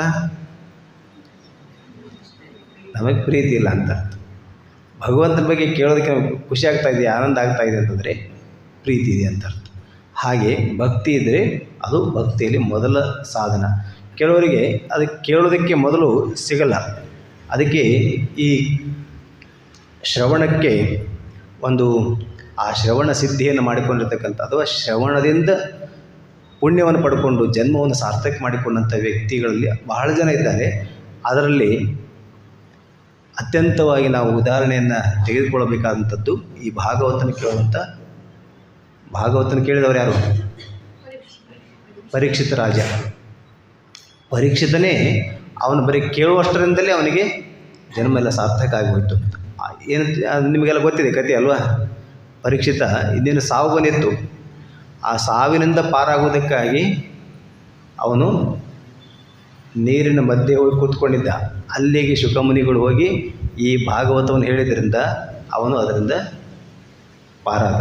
ಮರಣದಿಂದ ಪಾರಾಗೋದು ನೋಡಿ, ಯಾರಿಗೆ ಬೇಡ? ಭಾಳ ಜನರಿಗೆ ಸಾವು ಬರಬಾರ್ದು ಅಂತ ಇಚ್ಛೆ ಇದೆ ನಮಗೆ ಅಲ್ವಾ? ಸಾವನ್ನು ಯಾರು ಇಚ್ಛೆ ಪಡ್ತೇವ? ಸಾವು ಬರಬಾರ್ದು ಅಂತ ಇಚ್ಛೆ ಇದೆ. ಆದರೆ ಅದನ್ನು ದಾಟಬೇಕು ಅಂತ, ಮೃತ್ಯುವನ್ನು ಗೆಲ್ಲಬೇಕು ಅಂತಂದ್ರೆ ಏನು ಮಾಡಬೇಕು? ಭಗವಂತನ ಮಹಿಮೆಯನ್ನು ಕೇಳ್ತಾ ಇರಬೇಕು. ಅದಕ್ಕೆ ಪರೀಕ್ಷಿತ ರಾಜನಿಗೆ ಆ ಅವಕಾಶವನ್ನು ಬಂದಿದ್ದರಿಂದ ಅವನು ಅದರಿಂದ ಪಾರಾದ ಅಂತ. ಇನ್ನು ಎರಡನೆಯದು ಕೀರ್ತನ. ಕೀರ್ತನೆಯಲ್ಲಿ ಭಗವಂತನನ್ನು ಮಹಿಮೆಯನ್ನು, ಅವನ ಚರಿತ್ರೆಯನ್ನು ಕೊಂಡಾಡೋದು. ಇಷ್ಟೊತ್ತು ನೀವು ಭಜನೆ ಮಾಡಿದ್ರಲ್ಲ, ಆ ರೀತಿ ಭಜನೆ, ಆ ಭಜನೆ ಕೀರ್ತನೆ ಅದು ನಮ್ಮ ಒಳಗೆ ಅದು ಹೇಳ್ತಾರೆ. ಈ ಕೀರ್ತನೆಯಿಂದ ಎರಡು ಲಾಭ ಇದೆ ಅಂತ. ಒಂದು, ಭಗವಂತನ ಮೇಲೆ ಪ್ರೀತಿ ಬರ್ತಾ ಭಗವಂತನ ಆನಂದ ಸಿಗುತ್ತೆ. ಮತ್ತು ನಾವೇನಾದರೂ ಲೌಕಿಕ ಆಸೆ ಆಕಾಂಕ್ಷೆ ಇದ್ದೇ ಇರ್ತಾವಲ್ಲ ಅಲ್ವಾ, ಸ್ವಲ್ಪ ಇರುತ್ತಲ್ಲ, ಅದು ಕೂಡ ಇದರಿಂದ ಈಡೇರುತ್ತೆ ಅಂತ. ಸರ್ವೇ ಸ್ವಾರ್ಥೌಪಮ್ಯೇನ ಲಭ್ಯತೆ ಅಂತ ಅದಕ್ಕೆ ಹೇಳ್ತಾರೆ. ಕೀರ್ತನ ಮಾಡೋದರಿಂದ ಎಲ್ಲ ಸ್ವಾರ್ಥಗಳು ಕೂಡ, ನಮಗೇನು ಬೇಕು ಅದೆಲ್ಲವೂ ಕೂಡ ಈಡೇರಿಸಲ್ಪಡುತ್ತೆ ಅಂತ. ಹಾಗೆ ಭಗವಂತನ ಮಹಿಮೆಯನ್ನು ಕೇವಲ ಕೀರ್ತಿಸುವುದರಿಂದ ನಮ್ಮ ಇಷ್ಟಾನಿಷ್ಟಗಳು. ಆದರೆ ಬಹಳ ಜನ ಈ ಕೀರ್ತನೆ ಅಥವಾ ಭಜನೆ, ಪೂಜೆ ಇದನ್ನೆಲ್ಲ ಮಾಡೋದು ಅವರ ಇಹಲೋಕದ ಆಸೆ ಆಕಾಂಕ್ಷೆಗಳನ್ನು ಈಡೇರಿಸುವುದಕ್ಕಾಗಿ ಅಲ್ವಾ? ಆ ಆಸೆ ಆಕಾಂಕ್ಷೆಗಳನ್ನು ಕೂಡ ಭಗವಂತ ಈಡೇರಿಸ್ತಾನೆ, ಇಲ್ಲ ಅಂತ ಹೇಳಲ್ಲ ಅಂತ. ಪೂರ್ಣ ಈಡೇರಿಸೋದಲ್ಲ ಅಲ್ವಾ? ಈಗ ಕೇಳಿದ್ದನ್ನು ಕೊಡ್ತಾನೆ, ಅದ್ರ ಜೊತೆಗೆ ಸ್ವಲ್ಪ ದುಃಖವನ್ನು ಕೊಡ್ತಾನೆ. ದುಃಖ ಅಂತಂದರೆ ಯಾಕೆ ಅಂತಂದರೆ ಅವನ ಉದ್ದೇಶ ಏನಿದೆ? ನೀವು ಅವನೆಡೆಗೆ ಬರಬೇಕು ಅಂತಿದೆ. ಆದರೆ ಬಹಳ ಜನರಿಗೆ ಆ ಆಸೆ ಇಲ್ಲ. ಒಂದು ರಾಜ, ಅವನಿಗೆ ಭಗವಂತನ ದರ್ಶನ ಪಡಿಬೇಕು ಅಂತ ತಪಸ್ಸು ಮಾಡಿದ್ದಕ್ಕೆ ಭಗವಂತ ದರ್ಶನ ಕೊಟ್ಟಾಗ ಭಗವಂತನ ಹತ್ತಿರ ಅವನು ಒಂದು ಮಾತು ಕೇಳಿದ. ಏನು ವರ ಬೇಕು ಅಂತಂದರೆ, ನನ್ನ ರಾಜ್ಯದಲ್ಲಿರ್ತಕ್ಕಂಥ ಎಲ್ಲ ನನ್ನ ಪ್ರಜೆಗಳಿಗೂ ನೀನು ದರ್ಶನ ಕೊಡಬೇಕು ಅನ್ನಂತೆ. ತಪಸ್ಸು ಮಾಡಿದ್ಯಾರು? ರಾಜ. ಭಗವಂತನ ನಿಯಮ ಇರೋದೇನು? ಯಾರ್ಯಾರು ಏನೇನು ಕರ್ಮಗಳು ಮಾಡ್ತಾರೋ ಅವರವರಿಗೆ ಆ ಫಲ ಸಿಗ್ತದೆ ಅಲ್ವಾ? ಈಗ ಅವನು ತಪಸ್ಸು ಮಾಡಿದ್ದಕ್ಕೆ ಅವನಿಗೆ ದರ್ಶನ ಕೊಟ್ಟರು. ಆದರೆ ರಾಜ ಕೇಳಿದ್ದಕ್ಕೆ ವರ ಕೇಳಿಬಿಟ್ಟಿದ್ದಾನೆ. ಏನು? ತನ್ನ ರಾಜ್ಯದ ಪ್ರಜೆಗಳಿಗೆಲ್ಲರಿಗೂ ದರ್ಶನ ಆಗಬೇಕು. ಅದಕ್ಕೆ ಭಗವಂತ ಇಕ್ಕಟ್ಟಿ ಸಿಕ್ಕಾಕೊಂಡ. ಈ ಭಕ್ತರ ಕೈಯಲ್ಲಿ ಸಿಕ್ಕಾಕೊಂಡು ಇಕ್ಕಟ್ಟಿ ಸಿಕ್ಕಾಕೋತಾನೆ ಭಗವಂತ. ಏನು ಮಾಡೋದು? ಈಗ ಎಲ್ಲರಿಗೂ ಕೊಡಬೇಕು ದರ್ಶನ. ಆಯಿತು ಅಂತ ಒಪ್ಕೊಂಡ. ಆದರೆ ಒಂದು ದಿನ ಗೊತ್ತುಪಡಿಸಿದ, ನೀನು ನಿನ್ನ ರಾಜಧಾನಿ ಇದೆಲ್ಲ ಊರ ಹೊರಗಡೆಗೆ ಒಂದು ಬೆಟ್ಟ ಇದೆ, ಆ ಬೆಟ್ಟದ ಮೇಲೆ ನಾನು ಇರ್ತೇನೆ. ನೀನು ನಿನ್ನ ರಾಜರಿಗೆಲ್ಲ, ನಿನ್ನ ಪ್ರಜೆಗಳಿಗೆಲ್ಲ ಡಂಗುರ ಸಾರಿಸಿ ಇಂಥ ದಿನ ಇಂಥ ಸಮಯಕ್ಕೆ ಭಗವಂತ ದರ್ಶನ ಕೊಡ್ತಾನೆ, ಬನ್ನಿ ಅಂತೇಳಿ. ದರ್ಶನ ಅಲ್ಲಿ ಡಂಗುರ ಹೊಡಿಸಿದ, ಎಲ್ಲ ಆಯಿತು. ಆ ದಿನನೂ ಬಂತು. ಈಗ ಬರುವಾಗ ಅವನ ದೇವರು ಅಲ್ಲಿದ್ದಾನೆ. ದಾರಿಯಲ್ಲಿ ಇವರ ನಡೆಯೋದಕ್ಕೆ ಪ್ರಾರಂಭ ಮಾಡ್ತಾರಲ್ಲ, ಅಲ್ಲೇ ಪ್ರಾರಂಭದಲ್ಲೇ ಅವ್ರಿಗೆ ಬೇಕಾದಂಥ ಮುತ್ತು ರತ್ನಗಳು ಅವು ಇವೆಲ್ಲ ಬೇಕಾದಷ್ಟು ಬಿದ್ಕೊಂಡ್ಬಿಟ್ಟಿದೆ. ಜನ ಎಲ್ಲ ಆಲೋಚನೆ ಮಾಡಿದರು, ಭಗವಂತನ ಇರ್ತಾನಲ್ಲ ಆಮೇಲೆ ನೋಡಿದ್ರೆ ಆಯಿತು ಅಂತ ಅಲ್ವಾ? ನಾವೆಲ್ಲ ಏನು ಆಲೋಚನೆ ಮಾಡ್ತೀವಿ? ದೇವರು ಅಂತಂದರೆ ದೇವರು ಬೇಕಾಗಿಲ್ಲ. ಶ್ರೀರಾಮಕೃಷ್ಣರು ವಚನವೇದಲ್ಲಿ ಮತ್ತೆ ಹೇಳ್ತಿರ್ತಾರೆ, ಭಗವಂತ ಬೇಕಾಗಿಲ್ಲ, ನಮಗೆ ಭಗವಂತನ ಐಶ್ವರ್ಯ ಬೇಕು ಅಂತ ವಹಿಸ್ತೇವೆ ಅಂತ. ಹಾಗೆ ಅವರೆಲ್ಲರೂ ಮುತ್ತು ರತ್ನ ತೊಗೊಂಡೋದ್ರು. ಆಮೇಲೆ ಒಂದಷ್ಟು ಜನ ಅದರಲ್ಲಿ ಸ್ವಲ್ಪ ವಿವೇಕಿಗಳಿದ್ದರು. ಅವರು ಇಲ್ಲ, ನಾವು ದೇವ್ರ ದರ್ಶನಕ್ಕೆ ಹೋಗ್ತಾ ಇದ್ದೇವೆ, ಅದೆಲ್ಲ ಅದನ್ನು ಆಮೇಲೆ ಬಂದಮೇಲೆ ನೋಡ್ರಾಯ್ತು ಅಂತ ಮುಂದೊರಟರು. ಅಲ್ಲಿ ಚಿನ್ನ ಬೇಕಾದಷ್ಟು ಬಿದ್ದುಬಿಟ್ಟಿದೆ. ಅವ್ರಿಗೆ ಅದಕ್ಕೆ ಮನಸ್ಸು ಹೋದ್ರು. ಮತ್ತು ಹಾಗೆ ಮುಂದೆ ಬರ್ತಾ ಬರ್ತಾ ಹೀಗೆ ಆಕರ್ಷಣೀಯ ವಸ್ತುಗಳೆಲ್ಲ ಪಕ್ಕದಲ್ಲಿದ್ದಾವೆ. ಅದನ್ನೆಲ್ಲ ಜನ ನೋಡಿ ನೋಡಿ ಅಯ್ಯೋ ಇದು ಸಿಗುತ್ತಿಲ್ಲ ಅಂತೇಳಿ ಒಂದು ಎಲ್ಲ ತೊಗೊಂಡು ಮನೆಗೆ ಹೋಗಿಟ್ಟು ಬಂದ್ರಾಯ್ತು, ಹೋದರು. ಕೊನೆಗೆ ಬಂದದ್ದು ಯಾರು? ರಾಜ ಒಬ್ಬನೇ ಬಂದಂತೆ ಭಗವಂತನ ಹತ್ತಿರ. ಯಾಕೆ ಮತ್ತೆ ಏನು ಬರಲಿಲ್ವಲ್ಲ ಅಂತ. ಇಲ್ಲ, ಅವರೆಲ್ಲ ಹೀಗೆ ಅಂದರು. ನೋಡು, ಹಾಗೆ ಭಗವಂತ ಎಲ್ರಿಗೂ ಬೇಕಂತಿದ್ದರೂ ಕೂಡ ನಿಜವಾಗ್ಲೂ ಬೇಕಾಗಿರೋದು ನಮಗೆ ಭಗವಂತ ಅಲ್ಲ, ನಮ್ಮದೇ ಆದ ಆಸೆ ಆಕಾಂಕ್ಷೆಗಳೇನಿದ್ದಾವೆ ಅವುಗಳು ಮೊದಲು ಬೇಕು ಅಂತ. ಆದರೆ ಅವುಗಳನ್ನು ಈಡೇರಿಸೋದಕ್ಕೆ ಭಗವಂತ ನಮಗೆ ಅವಕಾಶ ಕೊಡ್ತಾನೆ. ಅದಾದಮೇಲಾದರೂ ನಾವು ಭಗವಂತನ ಪಡೀಲಿ ಅಂತ. ಭಾಳ ಜನ ನಮ್ಮ ಈ ಆಶ್ರಮಗಳೆಲ್ಲ ಬರ್ತಿರ್ತಾರೆ, ಜನ ಹೇಳ್ತಿರ್ತಾರೆ, ಏನು ಈಗ ಒಂದು ಸ್ವಲ್ಪ ನಮ್ಮ ಮಕ್ಕಳು ಮದುವೆ ಆಗಿಬಿಟ್ರೆ ನಾವು ಪೂರ್ಣ ಆಶ್ರಮಕ್ಕೆ ಸೇವೆ ಮಾಡ್ತೀವಿ ಅಂತ ಅನ್ಕೋತಾರೆ. ಆಮೇಲೆ ಮಕ್ಕಳು ಮದುವೆ ಆಗುತ್ತೆ, ಮತ್ತು ಆಮೇಲೆ ಇವ್ರದ್ದು ಕೆಲಸ ಇಲ್ಲ, ಸ್ವಲ್ಪ ರಿಟೈರ್ಮೆಂಟ್ ಆಗಿಬಿಡಲಿ ಅಂತ. ರಿಟೈರ್ಮೆಂಟು ಆಯಿತು. ಆಮೇಲೆ ಮೊಮ್ಮಕ್ಕಳು ಬಂದುಬಿಟ್ರು. ಅಯ್ಯೋ ಮೊಮ್ಮಕ್ಕಳು ಬಿಟ್ಟು ಹೋಗೋಕ್ಕಾಗತ್ತಾ ಅಂತ ಮೊಮ್ಮಕ್ಕಳು ಆಡಿಸ್ಕೊಂತ ಅಲ್ಲೇ ಕೂತ್ಕೊಂಡು ಹೇಳಿದರು. ಅಂದರೆ ಇದೆಲ್ಲ ಆದಮೇಲೆ ಆಶ್ರಮಕ್ಕೆ ಹೋಗೋಣ ಅಂತ ಅನ್ಕೋತಾ ಇದ್ದಾರೆ. ಇನ್ನೇನು ಹತ್ತಿರ ಬಂತು, ಎದ್ರದು ಎಲ್ಲವನ್ನೂ ಬಿಟ್ಟು ಹೋಗುವಂಥ ದಿನ ಹತ್ತಿರ ಬಂತು. ಆವಾಗ ಹೋಗಬೇಕಾಗಿತ್ತು ಆಶ್ರಮಕ್ಕೆ.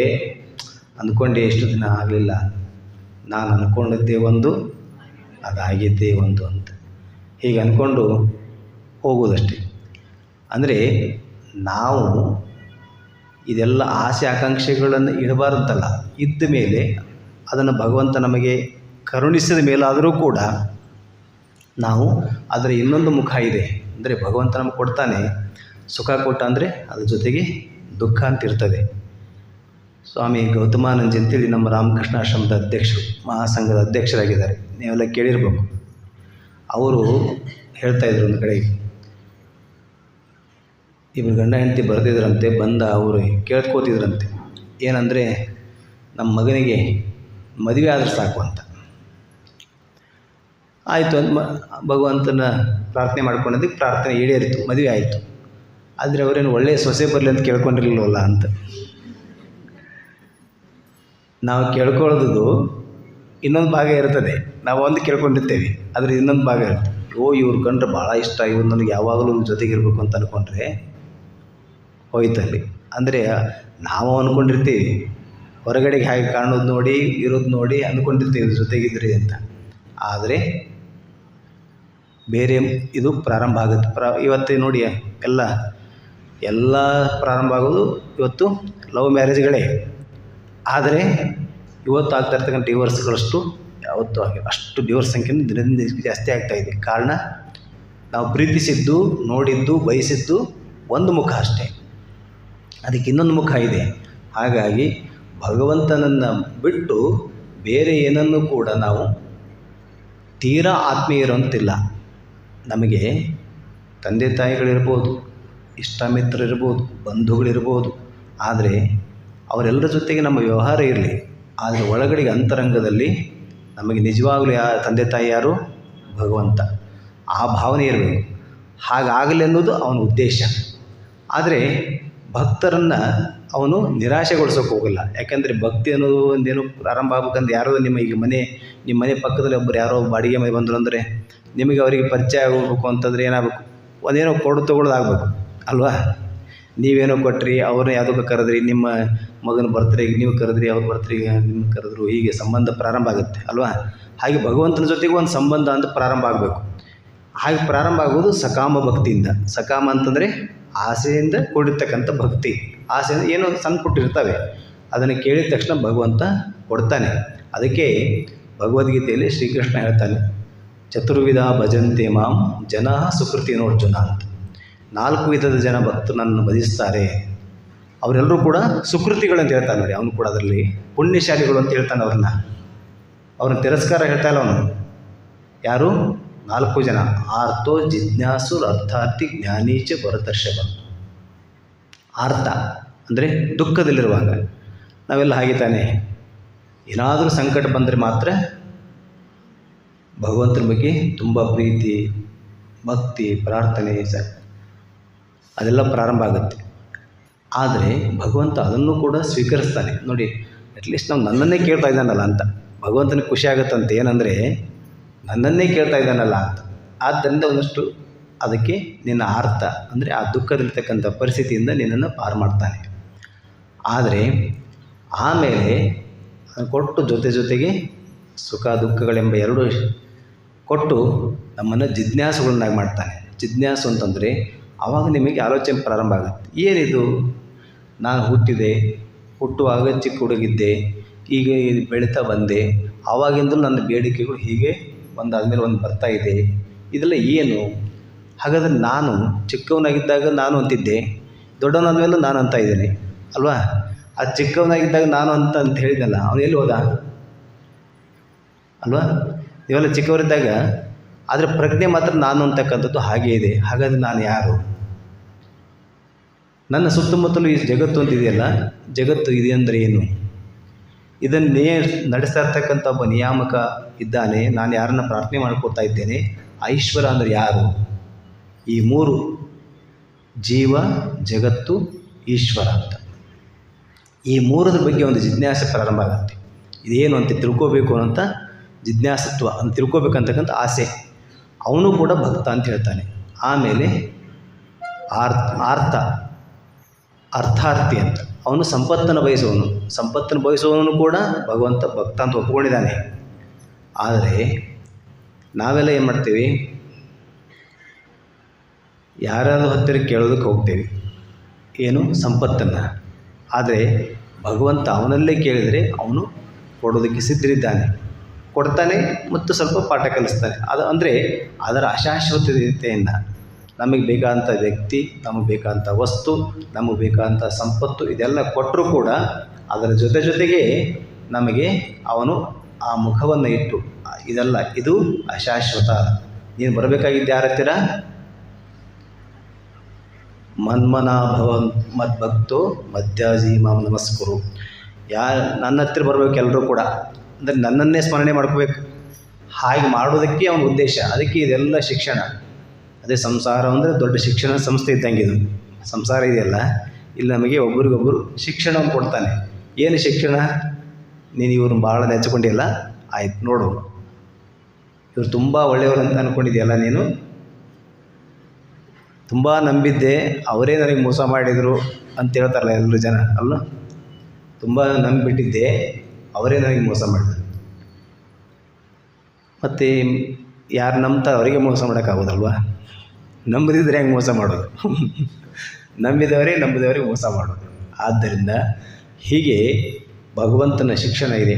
ಆ ಶಿಕ್ಷಣ ನಮಗೇನು ತೋರಿಸೋದಂದರೆ ಈ ಪ್ರಪಂಚದ ಅಶಾಶ್ವತತೆಯನ್ನು, ಇದು ಬದಲಾಗುವಂಥದ್ದು. ಆದ್ದರಿಂದ ಶಾಶ್ವತನಾದಂಥ ಭಗವಂತನನ್ನು ಕೀರ್ತಿಸಬೇಕು. ಆ ಕೀರ್ತನೆಯಲ್ಲೇ ನಮಗೆ ಆನಂದ ಇದೆ. ನಮ್ಮ ಹಾಡಿನಲ್ಲಿ ಒಂದಿದೆ, ಬಲು ಮಧುರವೋ ನಿನ್ನ ಹೆಸರು, ಕಿವಿಗೆ ಸುಧೆಯ ಕರೆಯುವುದು. ನಿನ್ನ ಹೆಸರ ಕೀರ್ತಿಸಿದರೆ ನಾವು ಅಮರರಪ್ಪೆವು ಅಂತ. ಭಗವಂತನ ಕೀರ್ತಿಸಿದರೆ, ಈಗ ನಾವು ಜೈಕಾರ ಹೇಳ್ತಲ್ಲ, ಜೈ ಅಂತ ಭಗವಂತನಿಗೆ ಜೈ ಅಂತ ಹೇಳಿದ್ರೆ ಏನರ್ಥ? ಭಗವಂತನಿಗೆ ಜಯ ಆಗಿದ್ರೆ ಅವನ ಜಯದಲ್ಲಿ ನಮ್ಮ ಜಯ ಇದೆ ಅಂತ. ನಿನ್ನ ಹೆಸರ ಕೀರ್ತಿಸಿದರೆ ನಾವು ಅಮರರಪ್ಪೆವು. ನಿನ್ನ ಹೆಸರನ್ನ ಹೇಳ್ತಾ ಇದ್ದರೆ ನಾವು ಅಮರಾಗ್ತೇವೆ. ಹೌದು, ಖಂಡಿತವಾಗಿ ಆಗ್ತೇವೆ. ಇವತ್ತು ಎಲ್ಲ ನೋಡಿ, ಎಲ್ಲ ಸಾಧು ಸಂತರ ಹೆಸರುಗಳನ್ನ ಯಾಕೆ ಹೇಳ್ತೇವೆ? ಪ್ರತಿನಿತ್ಯ ಯಾವಾಗೂ ಆಗಿ ಹೋದಂಥ ಕನಕದಾಸರು, ಪುರಂದರದಾಸರು ಅವರೆಲ್ಲ, ತುಳಸಿದಾಸರು ಅವರೆಲ್ಲ, ಮೀರಾಬಾಯಿ ಅವರೆಲ್ಲ ಭಗವಂತನನ್ನು ಕೀರ್ತಿಸಿದವರು. ಯಾರೋ ಶ್ರೀಮಂತರ ಹೆಸರು ಇವತ್ತು ನಾವು ಪ್ರತಿನಿತ್ಯನ ಸ್ಮರಣೆ ಮಾಡ್ಕೋತೀವ? ಯಾರೋ ಮಹಾರಾಜನ ಸ್ಮರಣೆ ಮಾಡ್ಕೋತೀವ? ಇಲ್ಲ, ಅವರನ್ನು ಸ್ಮರಣೆ ಮಾಡ್ಕೋತೀವಿ. ಯಾಕೆಂದರೆ ಅವರು ಅಮರರಾದರು. ಯಾರು ಅಮರ ಅಂತ ಭಗವಂತನನ್ನು ಸ್ಮರಣೆ ಮಾಡಿದರು, ಯಾರು ಅವನನ್ನು ಕೀರ್ತನೆ ಮಾಡಿದರು, ಯಾರು ಅವನ್ನ ಹಾಡಿ ಹೊಗಳಿದ್ರು, ಅವರನ್ನು ಇವತ್ತು ಜಗತ್ತು ಹಾಡಿ ಹೊಗಳ್ತಾ ಇದೆ. ಅವರ ಮಹಿಮೆಯನ್ನೇ ಕೇಳ್ತಾ ಇದೆ, ಅವರ ಮಹಿಮೆಯನ್ನು ಕೊಂಡಾಡ್ತಾ ಇದೆ. ಹಾಗೆ ನಿನ್ನ ಹೆಸರ ಕೀರ್ತಿಸಿದರೆ ನಾವು ಅಮರರಪ್ಪೆವು. ಇದು ಕೀರ್ತನೆಯಿಂದ ಆಗ್ತಕ್ಕಂಥ ಎರಡು ಲಾಭ. ಶಾಸ್ತ್ರಗಳಲ್ಲೇ ಅದನ್ನು ಹೇಳಿದ್ದಾರೆ. ಇದರಿಂದ ಕೀರ್ತನೆ ಮಾಡ್ತಾ ನಮಗೆ ಪ್ರಪಂಚದ ನಮ್ಮ ಬೇಕಾದಂಥ ನಮ್ಮ ಜೀವನಕ್ಕೆ ಅವಶ್ಯಕತೆ ಇರತಕ್ಕಂಥ ವಸ್ತುಗಳು ಸಿಗ್ತವೆ, ಅದರ ಜೊತೆಗೆ ಭಗವಂತನು ಸಿಗ್ತಾನೆ. ಇದು ಕೀರ್ತನೆಯಿಂದ ಆಗುವಂಥ ಲಾಭ. ಸ್ಮರಣೆ ಮೂರನೇದು. ಆ ಸ್ಮರಣೆ ಅಂತಂದರೆ ಯಾವಾಗಲೂ ಭಗವಂತನನ್ನು ಸ್ಮರಿಸ್ತಾ ಇರಬೇಕು. ಯಾಕೆ? ಇಷ್ಟೆಲ್ಲ ಭಗವಂತ ನಮ್ಗೆ ಕೊಟ್ಟಿದ್ದಾನಲ್ಲ, ಅವನು ಸ್ಮರಣೆ ಮಾಡಿದ್ರೆ ಮತ್ತಿಂದು ಯಾರು ಮಾಡಬೇಕು? ಮನುಷ್ಯ ಶರೀರ ಕೊಟ್ಟಿದ್ದಾನೆ, ಇಷ್ಟೆಲ್ಲ ಅದ್ಭುತವಂತ ಸೃಷ್ಟಿ ಸೌಂದರ್ಯ ಎಲ್ಲವನ್ನು ಕೊಟ್ಟಿದ್ದಾನೆ. ನೋಡಿ, ನಮಗೇನಾದರೂ ಅದ್ರ ಬಗ್ಗೆ ಮಹಿಮೆ ಗೊತ್ತಾಗಬೇಕು ಅಂತಂದರೆ ಅದು ಇಲ್ಲದೇ ಇರೋವಾಗ ಮಾತ್ರವೇ ಗೊತ್ತಾಗೋದು. ಈಗ ಕಣ್ಣು ಇಲ್ಲದೇ ಇರೋರು ನೋಡಿ ಅಲ್ವಾ, ನಿಮಗೇನಾದರೂ ಹಾಗೆ ಊಹಿಸ್ಕೊಳ್ಳಿ ನೋಡಿ, ಕಣ್ಣು ಇಲ್ಲದಿದ್ರೆ ಏನಾಗ್ತಿತ್ತು ಅಲ್ವಾ, ಕಿವಿ ಸರಿಯಾಗಿ ಕೇಳದಿದ್ರೆ ಏನಾಗ್ತಿತ್ತು. ಭಗವಂತ ನಮಗೆ ಇಷ್ಟೆಲ್ಲ ಕೊಟ್ಟಿದ್ದಾನೆ, ಆದ್ದರಿಂದ ಅವನನ್ನು ನಾವು ಕೃತಜ್ಞತಾಪೂರ್ವಕವಾಗಿ ಸ್ಮರಿಸಬೇಕು. ಆ ಸ್ಮರಣೆ ಜೊತೆಗೆ ಅದೊಂದು ಸಾಧನೆ ಆಗಬೇಕು. ನಿರಂತರ ಅವನ ಸ್ಮರಣೆ, ಆ ಸ್ಮರಣೆ ಸುಖದಲ್ಲಿ ಅದನ್ನು ಸ್ಮರಣೆಯ ಸುಖ ಅಂತ ಇದೆ ಅಂತ. ಬಹಳ ಜನರಿಗೆ, ಸಾಧಕರಿಗೆ, ಕೆಲವು ಸಾಧಕರಿಗೆ ಅದು ಅನುಭವ ಆಗುತ್ತೆ, ಸ್ಮರಣೆಯ ಸುಖ ಅಂತ. ಎಲ್ಲರಿಗೂ ಆಗಲ್ಲ. ಅಂದರೆ ಸುಮ್ಮನೆ ಹೇಗೋ ಸ್ಮರಣೆ ಮಾಡ್ತಾಯಿದ್ರೆ ಆಗಲ್ಲ. ಕೆಲವರು ಜಪಮಾಲೆ ಹಿಡ್ಕೊಂಡು ಜಪ ಮಾಡ್ತಿರ್ತಾರೆ, ಆದರೆ ಮನಸ್ಸು ಬೇರೆ ಕಡೆ ಎಲ್ಲ ಸುತ್ತಾ ಇರ್ತದೆ. ಜಪ ಕೈಯಲ್ಲಿ ಸುತ್ತಾ ಇದೆ, ಮನಸ್ಸು ಜಗತ್ತೆಲ್ಲ ಸುತ್ತಾ ಇದೆ ಅಂತ. ಹಾಗೆ ಜಗತ್ತೆಲ್ಲ ಸುತ್ತಾ ಇರ್ತಕ್ಕಂಥ ಮನಸ್ಸಲ್ಲ.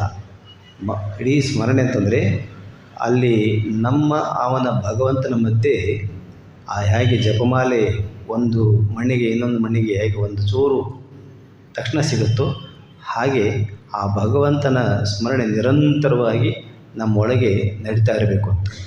ಅದು ಈ ನವವಿಧದ ಭಕ್ತಿಯಲ್ಲಿ ಮೂರನೆಯ ಸಾಧನೆ. ನಾಲ್ಕನೆಯದು ಪಾದಸೇವನ. ಈ ಪಾದಸೇವನಕ್ಕೆ ಅಧಿಷ್ಠಾತ್ರ ದೇವರು ಅಥವಾ ಅದರಲ್ಲಿ ಸಾಧನೆ ಸಿದ್ಧಿ ಪಡೆದವರು ಯಾರಂತಂದರೆ ಲಕ್ಷ್ಮಿಯನ್ನು ಹೇಳ್ತಾರೆ. ಯಾಕೆಂದರೆ ಲಕ್ಷ್ಮಿ ಮಹಾವಿಷ್ಣುವಿನ ಪಾದವನ್ನು ಯಾವಾಗಲೂ ಒತ್ತಿರ್ತಾಳೆ, ಪಾದ ಸೇವೆ ಮಾಡ್ತಿರ್ತಾಳೆ. ಹಾಗಾಗಿ ನಮಗೆಲ್ಲಿ ಸಿಗಲ್ಲವಲ್ಲ ಅಂತಂದರೆ ಪಾದಸೇವನ ಅಂತ ಸೇವೆ ಅಂತಿದೆ. ಈ ಉಪಚಾರಗಳು ಮಾಡ್ತಾರೆ.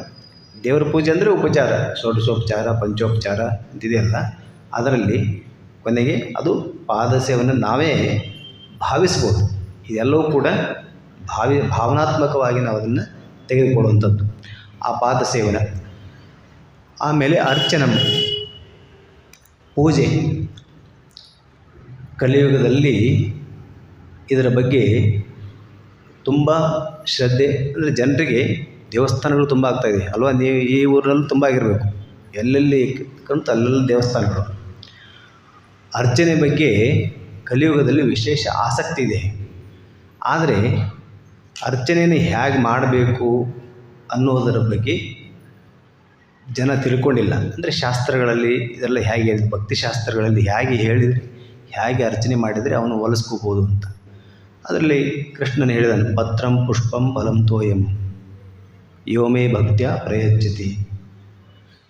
ಪತ್ರ ಪುಷ್ಪ ಇಷ್ಟನ್ನೇ ನನಗೆ ಅರ್ಪಿಸಿದ್ರು ಸಾಕು ಅಂತ ಭಗವಂತನೇ ಹೇಳ್ತಾ ಇದ್ದಾನೆ. ಆದರೆ ನಾವು ಅವನಿಗೆ ಏನೇನೋ ಸೇವೆಗಳನ್ನು ಮಾಡೋಕ್ಕೆ ಹೋಗ್ತೇವೆ. ಅದೆಲ್ಲ ಕೊನೆಗೇನಾಗುತ್ತೆ, ನಮ್ಮ ಅಹಂಕಾರದ ಅನಾವರಣ ಆಗುತ್ತೆ. ಅಹಂಕಾರವನ್ನು ತೋರಿಸೋದಕ್ಕೆ ನಾವೆಲ್ಲ ಅದನ್ನೆಲ್ಲ ಮಾಡಿದಂಗೆ ಆಗುತ್ತೆ. ಆದರೆ ಭಕ್ತಿಯಿಂದ ಮಾಡಿದರೆ, ಇಷ್ಟೇ ಮಾಡಿದರೂ ಸಾಕು ಅಂತ. ಅದಕ್ಕೆ ಕಲಿಯುಗದಲ್ಲಿ ಆ ಭಗವಂತ ಶ್ರೀರಾಮಕೃಷ್ಣರೆಂಬ ಅರ್ಚಕರಾಗಿಯೇ ಅವತರಿಸಿದರು. ರಾಮಕೃಷ್ಣರು ಅರ್ಚಕಾವತಾರ, ಅರ್ಚಕರಾಗಿ ಕಾಳಿಮಾತೆಯ ಅರ್ಚನೆಯನ್ನು ಮಾಡ್ತಾನೆ ತಮ್ಮ ಸಾಧನೆಯನ್ನು ಪ್ರಾರಂಭ ಮಾಡಿದಂಥದ್ದು. ಅವರು ಹೇಗೆ ಅರ್ಚನೆ ಮಾಡಿದರು ಅನ್ನೋದನ್ನು ನಾವು ಯುಗಾವತಾರ ಶ್ರೀರಾಮಕೃಷ್ಣದಲ್ಲಿ ಅಂದರೆ ರಾಮಕೃಷ್ಣ ಜೀವನ ಚರಿತ್ರೆ ಅದನ್ನು ನೋಡಬೇಕು. ಅದನ್ನು ಓದ್ತಾ ಇದ್ದರೆ ಆನಂದ ಆಗುತ್ತೆ ನಿಮಗೆ. ಹೇಗೆ ರಾಮಕೃಷ್ಣರು ಕಾಳಿಮಾತೆಯನ್ನು ಹೇಗೆ ಭಾವಿಸಿದರು ಅಂದರೆ ಅಕ್ಷರಶಃ ನೈವೇದ್ಯ ಕೊಡಬೇಕಾದ್ರೆ ಅಮ್ಮ ದಯವಿಟ್ಟು ತಗೊಳ್ಳಮ್ಮ ಅಂತ ಕಣ್ಣಲ್ಲಿ ನೀರು ಹಾಕಿ ಆ ತಾಯಿ ಬಂದು ತಗೊಳ್ತಾ ಇದ್ಲು ಅಂತ. ಅಂದರೆ ಅರ್ಚನೆ ಮಾಡೋದು ಅಂತಂದರೆ ಆ ಭಾವದಿಂದ ಮಾಡೋದು.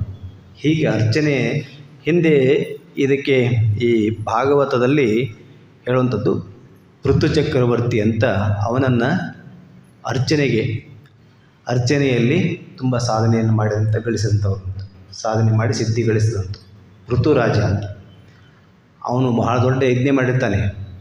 ಆ ಯಜ್ಞಕ್ಕೆ ತೊಂದರೆ ಕೊಡೋದಕ್ಕೆ ಸ್ವಯಂ ಇಂದ್ರನೇ ದೇವತೆಗಳಿಗೆ ಇವನ ಮೇಲೆ ಅಸೂಯೆ ಬಂದು ಅವರು ತೊಂದರೆ ಕೊಡೋದಕ್ಕೆ ಬರ್ತಾರೆ. ಆದರೆ ಅವನು ಎಷ್ಟೇ ಕಷ್ಟ ಆದರೂ ಕೂಡ ಆ ಯಜ್ಞವನ್ನು ಒಂದು ಚೂರು ಕೂಡ ಅದಕ್ಕೆ ಏನೇನು ಬೇಕು ಅದೆಲ್ಲವೂ ಉಪಚಾರಗಳನ್ನು ಮಾಡಿ ಅದೆಲ್ಲದಕ್ಕೂ ಇಡೀ ಪ್ರಕೃತಿ ಅವನಿಗೆ ಸಹಾಯ ಮಾಡುತ್ತೆ. ಸ್ವತಃ ಭೂದೇವಿ ಅವನಿಗೆಲ್ಲ ಸಹಾಯವನ್ನು ಮಾಡ್ತಾಳೆ. ಆದ್ದರಿಂದ ಅವನ ಅರ್ಚನೆ ಫಲಿಸಿತು ಅಂತ.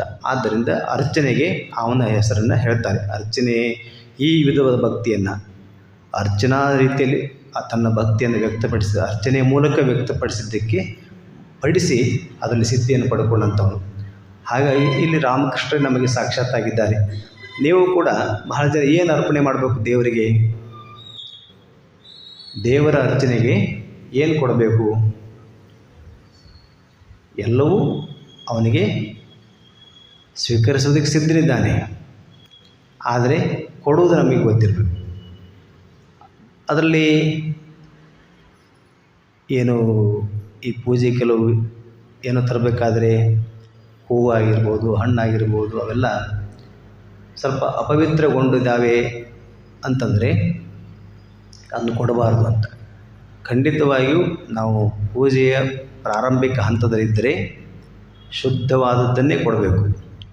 ಭಾಳ ಜನ ನಾವೇನು ಮಾಡ್ತೇವೆ ಅಂದರೆ, ಕೆಲವರು ಈ ತತ್ವ ಅನ್ನೋದೇ ದೊಡ್ಡ ಕಷ್ಟ. ಈ ಫಿಲಾಸಫಿ ಇದೆಯಲ್ಲ, ಅವ್ರನ್ನ ಹೇಗೆ ಹೇಳಿದ್ರೆ ಹೇಗೆ ಯಾರು ತೊಗೋತಾರೆ ಹೇಳೋಕ್ಕಾಗಲ್ಲ. ನೀವೇನು ಅರ್ಪಣೆ ಮಾಡಿದರೆ ಸಾಕಂತ ಅಂದ್ಕೊಳ್ತಾರಲ್ಲ. ಈಗ ನೀವು ಹೂ ತರಕ್ಕೆ ಹೋಗಿರ್ತೀರಿ ಮಾರ್ಕೆಟ್ಗೆ, ಅಲ್ಲಿ ನಿಮ್ಮ ಯಾವುದಕ್ಕೂ ಬೇರೆದಕ್ಕೆಲ್ಲ ಏನೋ ಒಳ್ಳೆ ಹೂ ತೊಗೋತೀರಿ, ಯಾರು ನಿಮಗೆ ಬೇಕಾದ ಒಳ್ಳೆ ಹೂ ತೊಗೋತೀರಿ. ಆಮೇಲೆ ಇನ್ನೊಂಚೂರು ಕೊಡು ದೇವರಿಗೆ ಇನ್ನೊಂಚೂರು ಕೊಡಂತ. ದೇವರಿಗೆ ಅಂದರೆ ಎಂಥದ್ದು ಹಾಕಿದ್ರು ನಡೀತೆ ಅಂತ ಭಾವನೆ ಅಲ್ವಾ? ಇನ್ನೊಂಚೂರು ಕೊಡು ದೇವರಿಗೆ ಅಂತ ಅಂದರೆ ಆ ದೇವರಿಗೆ ಕೊಡುವಂಥದ್ದು ಇಷ್ಟೇ, ಅದು ಹೇಗಿದ್ರು ನಡೀತಿದೆ ಅಂತ. ಹಾಗೆಲ್ಲ ಇರಬಾರ್ದು. ದೇವರಿಗೆ ಕೊಡೋದನ್ನು ವಸ್ತು ರೂಪದಲ್ಲಿ ಕೊಡಬೇಕಾದ್ರೂ ವಸ್ತು ಪರಿಶುದ್ಧವಾಗಿರುವ ಹಾಗೆ ನೋಡ್ಕೋಬೇಕು. ತೀರಾ ಪರಿಶುದ್ಧವಾಗಿ ಮಾಡೋದಕ್ಕೆ ನಮ್ಮ ಕೈಯಲ್ಲಿ ಸಾಧ್ಯ ಇಲ್ಲ. ಯಾಕಂದರೆ ಪ್ರಕೃತಿನಲ್ಲಿ ಅದು ಎಲ್ಲವೂ ಕೂಡ ಮಲಿನಗೊಂಡಿರ್ತದೆ. ಗೊತ್ತಿದೆ. ಈಗ ನೋಡಿ, ಹಾರ ತರಕ್ಕೆ ಹೋಗ್ತೀವಿ, ಅವನು ಎಲ್ಲಿಂದ ತರ್ತಾನೋ ಎಲ್ಲಿ ಇಟ್ಟಿರ್ತಾನೋ ನಮ್ಗೆ ಗೊತ್ತಿಲ್ಲ. ಆದರೆ ನಮ್ಮ ಭಾವ ಹಾಗಿಲ್ಲ. ನಾನು ಪರಿಶುದ್ಧವಾದದ್ದನ್ನೇ ಕೊಡ್ತಾಯಿದ್ದೀನಿ, ಚೆನ್ನಾಗಿರೋದನ್ನೇ ತೆಗೆದುಕೊಂಡು ಹೋಗಿ ಕೊಡಬೇಕು. ಏನೇನು ಚೆನ್ನಾಗಿದೆಯೋ ಅದನ್ನು ತೆಗೆದುಕೊಂಡು ಹೋಗಿ ಕೊಡಬೇಕು. ಹಾಗೆ ಕೊಟ್ಟು ಆ ಅರ್ಚನೆಯನ್ನು ನಾವು ಭಾವ, ಇಲ್ಲಿ ಆ ಅರ್ಚನೆ ಅಂತಕ್ಕಂಥದ್ದು ಕ್ರಿಯೆ ರೂಪದಲ್ಲಿ ಬರ್ತದೆ. ಉಪಚಾರಗಳು, ಪಂಚೋಪಚಾರ, ದಶೋಪಚಾರ ಇದೆಲ್ಲ ಇದೆ. ಪಾದ್ಯ ಕೊಡೋದು, ಅರ್ಘ್ಯ ಕೊಡೋದು, ಅವೆಲ್ಲ ಆರತಿ, ಧೂಪ, ನೈವೇದ್ಯ ಇವೆಲ್ಲ ಇದಾವಲ್ಲ, ಅವುಗಳೆಲ್ಲ ಹೊರಗಡೆ ಕ್ರಿಯೆ. ಆದರೆ ಒಳಗಡೆಗೆ ಈ ಭಾವ ಇರಬೇಕು. ಆ ಭಾವ ಇತ್ತು ಅಂತಂದರೆ ಅರ್ಚನೆ ನಮಗೆ ಫಲವನ್ನು ಕೊಟ್ಟೇ ಕೊಡುತ್ತೆ ಅಂತ. ಆಮೇಲೆ ವಂದನಂ, ದೇವರಿಗೆ ನಮಸ್ಕಾರ ಮಾಡೋದು ಒಂದು ಸಾಧನೆ ನೋಡಿ. ನಮ್ಮ ಭಕ್ತಿಯನ್ನು ಅರ್ಪಣೆ ಮಾಡೋದಕ್ಕೆ ಭಾಳ ಜನ ಹೇಗೆ ನಮಸ್ಕಾರ ಮಾಡ್ತಾರೆ? ಈಗ ದೇವರಿಗೆ ನಮಸ್ಕಾರ ಮಾಡೋದಕ್ಕೆ ಅಲ್ಲಿ ದೇವರು ಇದ್ದಾನೆ ಅಂತಕ್ಕಂಥ ಭಾವ. ಅಂದರೆ ಯಾರೋ ಹೇಳ್ತಾಯಿದ್ರು, ಯಾರೋ ಒಬ್ಬರಿಗೆ 2 ವಿಗ್ರಹಗಳಿದ್ದಂತೆ. ಅವನಿಷ್ಟವಾದ ದೇವರು ಒಂದು ಮೂರ್ತಿ, ಪಕ್ಕದಲ್ಲಿ ಅವನಿಗೆ ಇಷ್ಟ ಇಲ್ಲ. ಆ ದೇವರಿಗೆ ಅವನು ನಾನು ಬೆಳಗಿದಂಥ ಊದುಬತ್ತಿ ಆ ದೇವ್ರಿಗೆ ಹೋಗಬಾರ್ದು. ಅದಕ್ಕೆ ಊದುಬತ್ತಿಯನ್ನು ಅಂದರೆ ದೇವರನ್ನ ಶ್ರೇಷ್ಠರು ಕನಿಷ್ಠರು ಮಾಡಿದವರು ಯಾರು? ನಾವೇ. ಯಾಕೆಂದರೆ ನಾವು ಶ್ರೇಷ್ಠರು ಕನಿಷ್ಠರು ಇರೋದರಿಂದ, ನಮ್ಮ ಮನಸ್ಸಿನಲ್ಲಿ ಹಾಗಿರೋದ್ರಿಂದ ದೇವರನ್ನು ಹಾಗೆ ಮಾಡಿಬಿಡ್ತೀವಿ. ಹಾಗೆ ಮಾಡಿ ಆ ಕಡೆ ನೈವೇದ್ಯ ಕೊಡ್ತಾಯಿದ್ದೆ. ಆ ಕಡೆಗೆ ಹೋಗಬಾರ್ದು ಅಂತ ಏನು ತಡೆಯೋದಕ್ಕೆ ಸಾಧ್ಯ ಆಗಲಿಲ್ಲಂತೆ. ಕೊನೆಗೆ ಹತ್ತಿ ತೊಗೊಂಡು ಆ ದೇವ್ರಿಗೆ ಇತ್ತಲ್ಲ ಆ ಮೂಗಲ್ಲಿ ಇಟ್ಬಿಟ್ಟಂತೆ. ಆದರೆ ಆಶ್ಚರ್ಯ, ಯಾವ ದೇವರ ಮೂಗಲ್ಲಿ ಇಟ್ಟಿದ್ರು ಆ ದೇವರವನಿಗೆ ಖುಷಿಯಾಗಿ ದರ್ಶನ ಕೊಟ್ಟು ಏನು ಬೇಕು ಕೇಳು ಬರ ಅಂದರೆ, ಇಲ್ಲ ನಾನು ನಿನ್ನ ಕರೆದಿದ್ದಲ್ಲ, ನನ್ನ ಇಷ್ಟ ದೇವರು ಗಣೇಶ ಅವನು ಕರೆದಿದ್ದು. ಇಲ್ಲ, ಆದರೆ ನನಗೆ ಸಂತೋಷ ಆಗಿದೆ. ಏನಂತಂದರೆ ಭಾಳ ಜನ ನನ್ನನ್ನು ಹಾಗೆ ಮೂರ್ತಿ ಅಂತ ತಿಳ್ಕೊಂಬಿಟ್ಟಿದ್ರು. ನಮಸ್ಕಾರ ಹಾಗೆ ಸುಮ್ಮನೆ ಮಾಡಿ ಹೋಗ್ತಿದ್ರು, ಸುಮ್ಮನೆ ಊದುಬತ್ತಿ ಬೆಳಗ್ತಿದ್ರು. ಆದರೆ ನಿನಗೆ ನಂಬಿಕೆ ಇದೆ ನೋಡಿ, ಅಂದರೆ ನಾನು ಇಲ್ಲಿ ಇದ್ದೇನೆ ಅಂತ ನಂಬಿಕೆ ಇದೆಯಲ್ಲ, ಅದಕ್ಕೆ ನನಗೆ ದರ್ಶನ ಕೊಟ್ಟಿದ್ದೇನೆ ಅಂತೇಳಿ ನೋಡಿ. ದೇವರೇ ಹಾಗೆ ಅವನಿಗೆ ದರ್ಶನ ಕೊಟ್ಟಂತೆ. ಅಂದರೆ ಇದ್ದಾನೆ ಅಂತ ನಾವು ಈಗ ಶ್ರೀರಾಮಕೃಷ್ಣರು ಹೇಳ್ತಾರೆ, ಶಾರದಾ ಮಾತೆಯವರು ಹೇಳ್ತಾರೆ ಏನಂದರೆ ಛಾಯಾ ಕಾಯ ಸಮಾನ. ನಾನು ರಾಮಕೃಷ್ಣರೇ ಸ್ವತಃ ಹೇಳಿದ್ದಾರೆ, ಈ ಭಾವಚಿತ್ರದಲ್ಲಿ ನಾನಿದ್ದು ನಿಮಗೆಲ್ಲ ಕೃಪೆ ಮಾಡ್ತೇನೆ ಅಂತೇಳಿ. ಆ ಭಾವಚಿತ್ರ ಮೊದಲು ತೆಗೆದಾಗ, ಫೋಟೋಗ್ರಾಫರ್ ಬಂದು ತೆಗೆದಾಗ ಅವರು ಭಾವ ಸಮಾಧದಲ್ಲಿದ್ದರು, ಗೊತ್ತಿಲ್ಲ. ಆಮೇಲೆ ನೋಡಿದ ಮೇಲೆ ಅವರು ಹೇಳಿದರು ಇದೆಲ್ಲ ಮನೆ ಮನೆಗಳಲ್ಲಿ ಪೂಜಿಸಲ್ಪಡುತ್ತೆ ಅಂತ. ಹಾಗಂದ್ರೆ ಏನರ್ಥ? ಶ್ರೀಮಾತೆಯವರು ಹೇಳಿದರು, ನಾನು ಕಾಯ ಅಂದರೆ ಶರೀರ, ಛಾಯಾ ಅಂದರೆ ಭಾವಚಿತ್ರ, ಅಲ್ಲಿ ನಾನು ಇದ್ದೇನೆ. ಹಾಗೆ ನಾವು ನಮಸ್ಕಾರ ಮಾಡುವಾಗ ಸಾಕ್ಷಾತ್ ರಾಮಕೃಷ್ಣರಿಗೆ ನಮಸ್ಕಾರ ಮಾಡ್ತಾ ಇದ್ದೇನೆ ಅಂತ ಭಾವನೆಯಿಂದ ಮಾಡಬೇಕು. ಅವನಲ್ಲಿ ನೆಗೆಟಿವ್ ಆಗಿ ತೊಗೊಂಡ್ರೂ ಕೂಡ ಅವನಲ್ಲಿ ಇದ್ದಾಳೆ, ಅದು ದೇವರಲ್ಲಿ ಇದ್ದಾನೆ ಅಂತ ತಿಳ್ಕೊಂಡಲ್ಲ, ಅದಕ್ಕೆ ಸಂತೋಷ ಆಯಿತು ಅಂತ. ಹಾಗೆ ಇದ್ದಾರೆ ಅಂತ ತಿಳ್ಕೊಂಡು ನಾವು ಎಲ್ಲಿ ವಿಗ್ರಹ, ಮನೆಯಲ್ಲಿ ದೇವರು, ಸಾಲಿಗ್ರಾಮ ಏನಿರ್ತೇವೋ ಅದಕ್ಕೆ ಇಷ್ಟನ್ನು ನಾವು ಅರ್ಪಣೆ ಮಾಡುವಾಗ ಆ ಭಕ್ತಿ ಶ್ರದ್ಧೆಗಳಿಂದ ಮಾಡಬೇಕು. ಬಹಳ ಜನರಿಗೆ ಒಂದು ರೀತಿ ಪೂಜೆಯಲ್ಲಿ ಆಸಕ್ತಿ ಇದೆ, ಅಂದರೆ ದೇವಸ್ಥಾನ ಅಲ್ಲೆಲ್ಲ ಯಾತ್ರೆ ಹೀಗೆಲ್ಲ ಮಾಡ್ಕೊಂಬರೋಕ್ಕೆ ಆಸಕ್ತಿ ಇದೆ. ಅದು ದಿನನಿತ್ಯ ಪೂಜೆ ಮಾಡೋಕ್ಕೆ ಇಷ್ಟ ಇಲ್ಲ. ಪ್ರತಿನಿತ್ಯ ಪೂಜೆ ಮಾಡೋದಕ್ಕೆಂದರೆ ಆಗಲ್ಲ ಅವರಿಗೆ. ಯಾಕೆ? ಮನಸ್ಸು ಹೊರಗಡೆಯ ವ್ಯಾವಹಾರಿಕತೆಯಲ್ಲಿ ಜಾಸ್ತಿ ಮುಳುಗಿ ರಜಸ್ಸು ತಮಸ್ಸು ಅದರಲ್ಲೇ ಇದೆ. ಆದ್ದರಿಂದ ತಾಮಸಿಕ ಭಾವನೆ ಏನು ಹೇಳುತ್ತೆ, ಅದಕ್ಕೆ ಡಿ ವಿ ಜಿ ಅವರು ಒಂದು ಕಡೆ ಹೇಳ್ತಾರೆ ಏನಂದರೆ, ಒಬ್ಬ ಹೇಳ್ತಿದ್ದಂತೆ ಯಾರೋ, ನೀನೇನಾದರೂ ಒಂದು 10 ಎಮ್ಮೆ ತೊಳೆಯೋದು ತೊಳಿತಿರಬೇಕಾದ್ರೆ, ಆದರೆ ಈ ಸಾಲಿಗ್ರಾಮ ತೊಳೆದು ಹೇಳಕ್ಕೆ ಹೋಗ್ಬೇಡ ಅಂತ. ಸಾಲಿಗ್ರಾಮಕ್ಕೆ ಅಭಿಷೇಕ ಮಾಡೋದಿದೆಯಲ್ಲ ಅದನ್ನು ಮಾಡೋಕ್ಕಾಗಲ್ಲಂತೆ, ಬೇಕಾದ್ರೆ ಒಂದು 10 ಎಮ್ಮೆಗಳು ತೊಳೆದು ಬಿಡ್ತೇನೆ ಅಂತ. ಅಂದರೆ ಮನುಷ್ಯ ಬೇರೆದೇನು ಮಾಡೋಕ್ಕೆ ಸಿದ್ಧನಿದ್ದಾನೆ, ಆದರೆ ಶ್ರದ್ಧೆಯಿಂದ ಪೂಜೆಯನ್ನು ಮಾಡೋದಕ್ಕೆ ಸಿದ್ಧನಿಲ್ಲ. ಅಲ್ಲಿ ಶುದ್ಧತೆ ಬೇಕಾಗ್ತದೆ. ಇದರಲ್ಲಿ ಅಂಗನ್ಯಾಸ, ಕರನ್ಯಾಸ, ಎಲ್ಲ ಶುದ್ಧಿಗಳಿದೆ. ಅವೆಲ್ಲ ಮಾಡಿ ವಿಧಿವತ್ತಾಗಿ ಪೂಜೆ ಮಾಡೋದು ಅಂತ ಒಂದಿದೆ. ಹಾಗೆ ಮಾಡ್ತಾ ಮಾಡ್ತಾ ಒಳಗೆ ಭಾವ ಕೂಡ ಇರಬೇಕಾಗ್ತದೆ. ಹಾಗೆ ಮಾಡಿ ಆ ನಮಸ್ಕಾರ ಮಾಡುವಾಗ ನಾವು ಸಾಕ್ಷಾತ್ ಭಗವಂತ ಇದ್ದಾನೆ ಅಂತ ಮಾಡಬೇಕು. ಈ ಭಾಗವತದ ಒಂದು ಪೂರ್ಣ ಥೀಮ್ ಹೊಂದಿದೆ, ಭಾಳ ಅದ್ಭುತವಂತ ಶ್ಲೋಕ. ಏನಂತಂದರೆ, ಏಷ ಸರ್ವೇಷು ಭೂತೇಷು ಭೂತಾತ್ಮ ಕೃತಾಲಯಂ ದಾನ ಮಾನಾಭ್ಯಾಂ ಅಭಿನ್ನೇನ ಚಕ್ಷುಷ. ಈ ದೇವರಲ್ಲಷ್ಟೇ, ದೇವರ ವಿಗ್ರಹದಲ್ಲಿ ಮಾತ್ರವೇ ಭಗವಂತ ನೋಡೋನು ಭಕ್ತಲ್ಲ, ಎಲ್ಲ ಜೀವಿಗಳಲ್ಲೂ ಭಗವಂತನ ನೋಡಬೇಕು ಅಂತ. ಆದರೆ ಆ ಜೀವಿಗಳನ್ನ ಹೇಗೆ ಸೇವಿಸಬೇಕು, ಹೇಗೆ ಪೂಜಿಸಬೇಕು? ದಾನ ಮಾನಾಭ್ಯಾಂ ಅಭಿನ್ನೇನ ಚಕ್ಷುಷ. ದಾನ ಅಂತಂದರೆ ನೀವೇನಾದರೂ ಕೊಡೋದ್ರ ಮೂಲಕ. ಆಮೇಲೆ ಮಾನ, ಗೌರವ, ಗೌರವಿಸು ಜೀವನವ ಗೌರವಿಸು ಚೇತನವ. ಅದನ್ನೇ ಯಾರೋ ಅಂತ ತಿಳ್ಕೊಕ್ಕೆ ಹೋಗಬೇಡ, ಸಾಕ್ಷಾತ್ ಭಗವಂತ ಇದ್ದಾನೆ. ಎಲ್ಲ ಒಬ್ಬರನ್ನೊಬ್ಬರು ಭಗವಂತ ಅಂತ ತಿಳ್ಕೊಂಬಿಟ್ರೆ ಸಮಸ್ಯೆ ಎಲ್ಲಿದೆ ಅಲ್ವಾ? ಆದರೆ ಒಬ್ಬರೊಬ್ಬರು ಕಂಡ್ರೆ ನಮಗಾಗಲ್ಲ ಅಂತಂದರೆ ನಾವೇನು ದೇವರ ಬಗ್ಗೆ ಭಾವನೆಗಳಿಲ್ಲ ಅಂತ. ಹಾಗೆ ನಾವೇ ದೇವರಂತೂ ಗೊತ್ತಿಲ್ಲ, ಬೇರೆಯವ್ರ ದೇವರನ್ನು ಕಾಣೋದಕ್ಕಾಗಲ್ಲ. ನಾವು ದೇವರಂತ ಗೊತ್ತಾದ ಮೇಲೆ ತಾನೇ ಬೇರೆಯವ್ರು ನಾವು ದೇವರನ್ನು ಕಾಣೋದು. ಅದಕ್ಕೆ ಆ ಭಾಗವತದ ಅತ್ಯಂತ ಸಾರ ಶ್ಲೋಕ ಅಂದರೆ ಅದು ಏನು, ಎಲ್ಲ ಜೀವಿಗಳಲ್ಲೂ ದೇವರಿದ್ದಾನೆ, ಅದನ್ನು ಹೇಗೆ ಪೂಜಿಸಬೇಕು? ದಾನ ಮಾನಾಭ್ಯಾಂ ಅಭಿನ್ನೇನ ಚಕ್ಷುಷ. ಅಂದರೆ ನಾನು ಬೇರೆ ಅಲ್ಲ, ಭಿನ್ನತೆ ಇಲ್ಲ, ಅಭಿನ್ನ ಚಕ್ಷುತೆ, ನೋಡೋದು. ಏನು, ನಾನು ಬೇರೆ ನೀನು ಬೇರೆ ಅಂತ ನೋಡುವಂಥದ್ದಲ್ಲ. ನಾನು ಒಂದೇ ನೀನು ಒಂದೇ. ನನಗೇನು ಕೆಡಕಾಗುತ್ತೆ, ನನಗೇನು ತೊಂದರೆ ಆಗುತ್ತೆ, ಆಗಬಾರ್ದು ಅಂತ ನಾನೇನು ಬಯಸ್ತೇನೆ, ಅದು ನಿನಗೂ ಕೂಡ ಆಗಬಾರ್ದು ಅನ್ನೋದೇ ಧರ್ಮ ಅಂತ. ಇದು ಭಾಗವತ ಧರ್ಮ ವಿಶೇಷವಾಗಿ ಹೇಳ್ತಕ್ಕಂಥದ್ದು.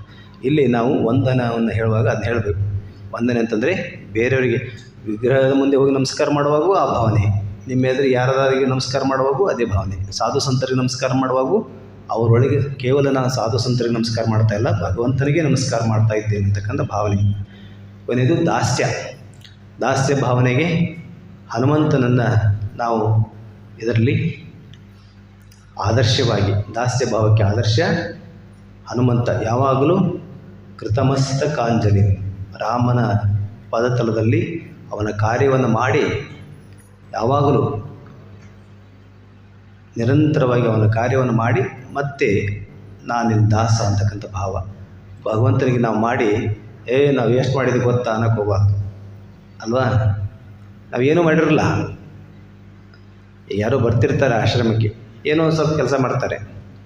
ಅವಷ್ಟೆಲ್ಲ ಆಶ್ರಮಕ್ಕೆ ಅಷ್ಟೆಲ್ಲ ಮಾಡಿದ್ದೀವಿ, ಆದರೂ ನಮಗೆ ಯಾರು ಏನು ಮಾಡಲಿಲ್ಲ, ನೋಡಲಿಲ್ಲ, ಕೇಳಲಿಲ್ಲ, ನಮ್ಮನ್ನು ಮಾತಾಡಿಸ್ಲಿಲ್ಲ ಅಂತ ಅನ್ಕೋತಿರ್ತಾರೆ ಅಲ್ವಾ.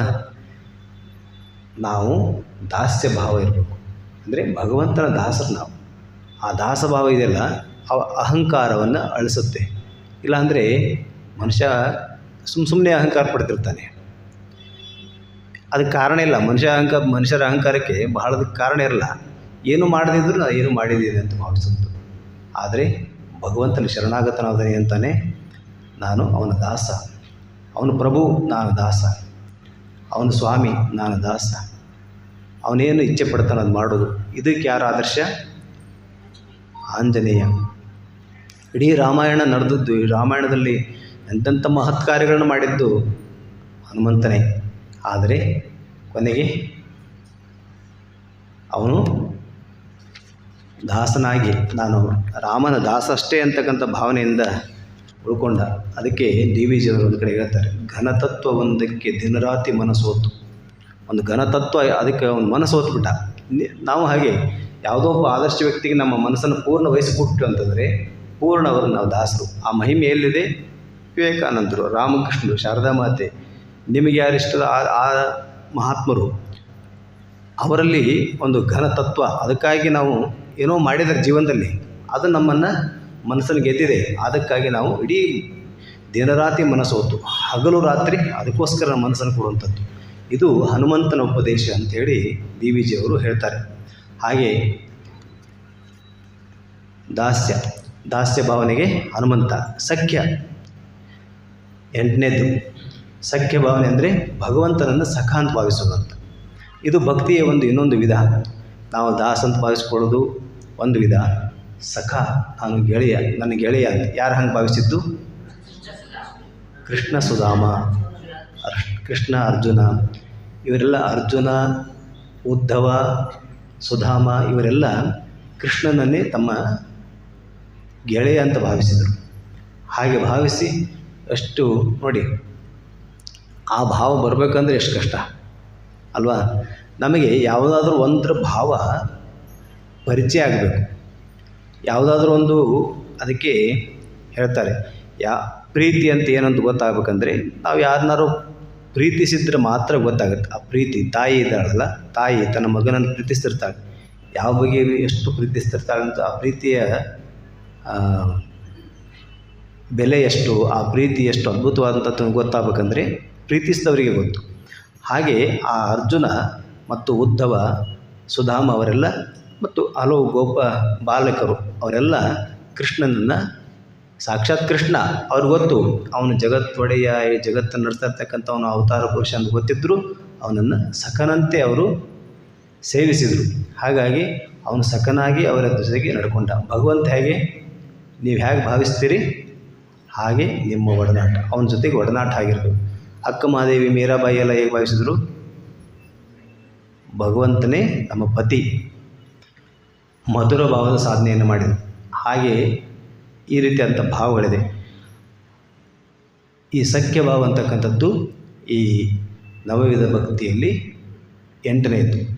9ನೇದು ಆತ್ಮನಿವೇದನ, ಅಂದರೆ ನಮ್ಮನ್ನೇ ಅವನಿಗೆ ಅರ್ಪಿಸ್ಕೊಳ್ಳೋದು. ನಮ್ಮನ್ನೇ ಅರ್ಪಿಸ್ಕೊಂಡ್ರೆ ಏನು ಸಿಗುತ್ತೆ? ನಮಗೆ ಆನಂದ ಸಿಗುತ್ತೆ. ಜೊತೆಗೆ ಭಗವಂತ ಏನು ಮಾಡ್ತಾನೆ ಗೊತ್ತಾ? ಅವನನ್ನೇ ನಮಗೆ ಅರ್ಪಿಸ್ಕೊಂಡ್ಬಿಡ್ತಾನೆ.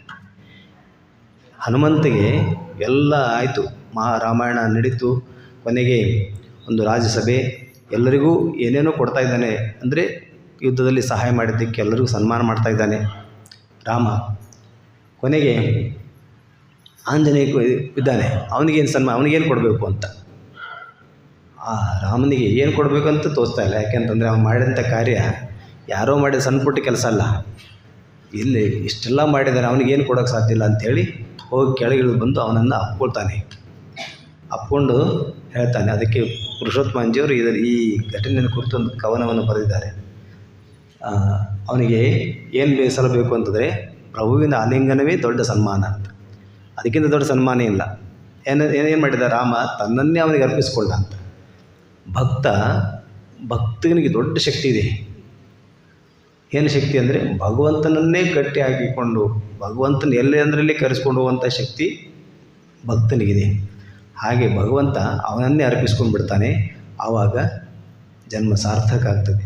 ಈ ನವವಿಧದ ಭಕ್ತಿಯಲ್ಲಿ ನಿಮಗೆ ಯಾವುದಿಷ್ಟೋ ಆ ಒಂದು ಮಾರ್ಗವನ್ನು, ಒಂದು ನಿಮ್ಮಲ್ಲಿ ಭಕ್ತಿ ಇದೆ, ನಮ್ಮಲ್ಲೆಲ್ಲ ಭಕ್ತಿ ಇದೆ, ಆ ಭಕ್ತಿಗೆ ಒಂದು ಚಾಲನೆ, ಒಂದು ಮಾರ್ಗವನ್ನು ಕೊಡಬೇಕು. ಯಾವುದು ಇದೆ, ಅದರಲ್ಲಿ ಯಾವುದಾದ್ರೂ ಒಂದನ್ನು ಭಾವವನ್ನು ಆಶ್ರಯಿಸಿ ನಾವು ಅವನ ಕೃಪೆಯನ್ನು ಪಡ್ಕೊಂಡ್ರೆ ಜನ್ಮ ಸಾರ್ಥಕ ಆಗುತ್ತೆ.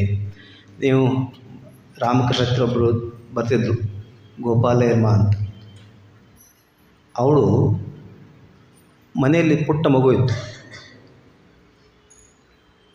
ಮನಸ್ಸೆಲ್ಲ ಆ ಮಗುವಿನ ಕಡೆಗೆ ಹೋಗ್ತಾ ಇತ್ತು.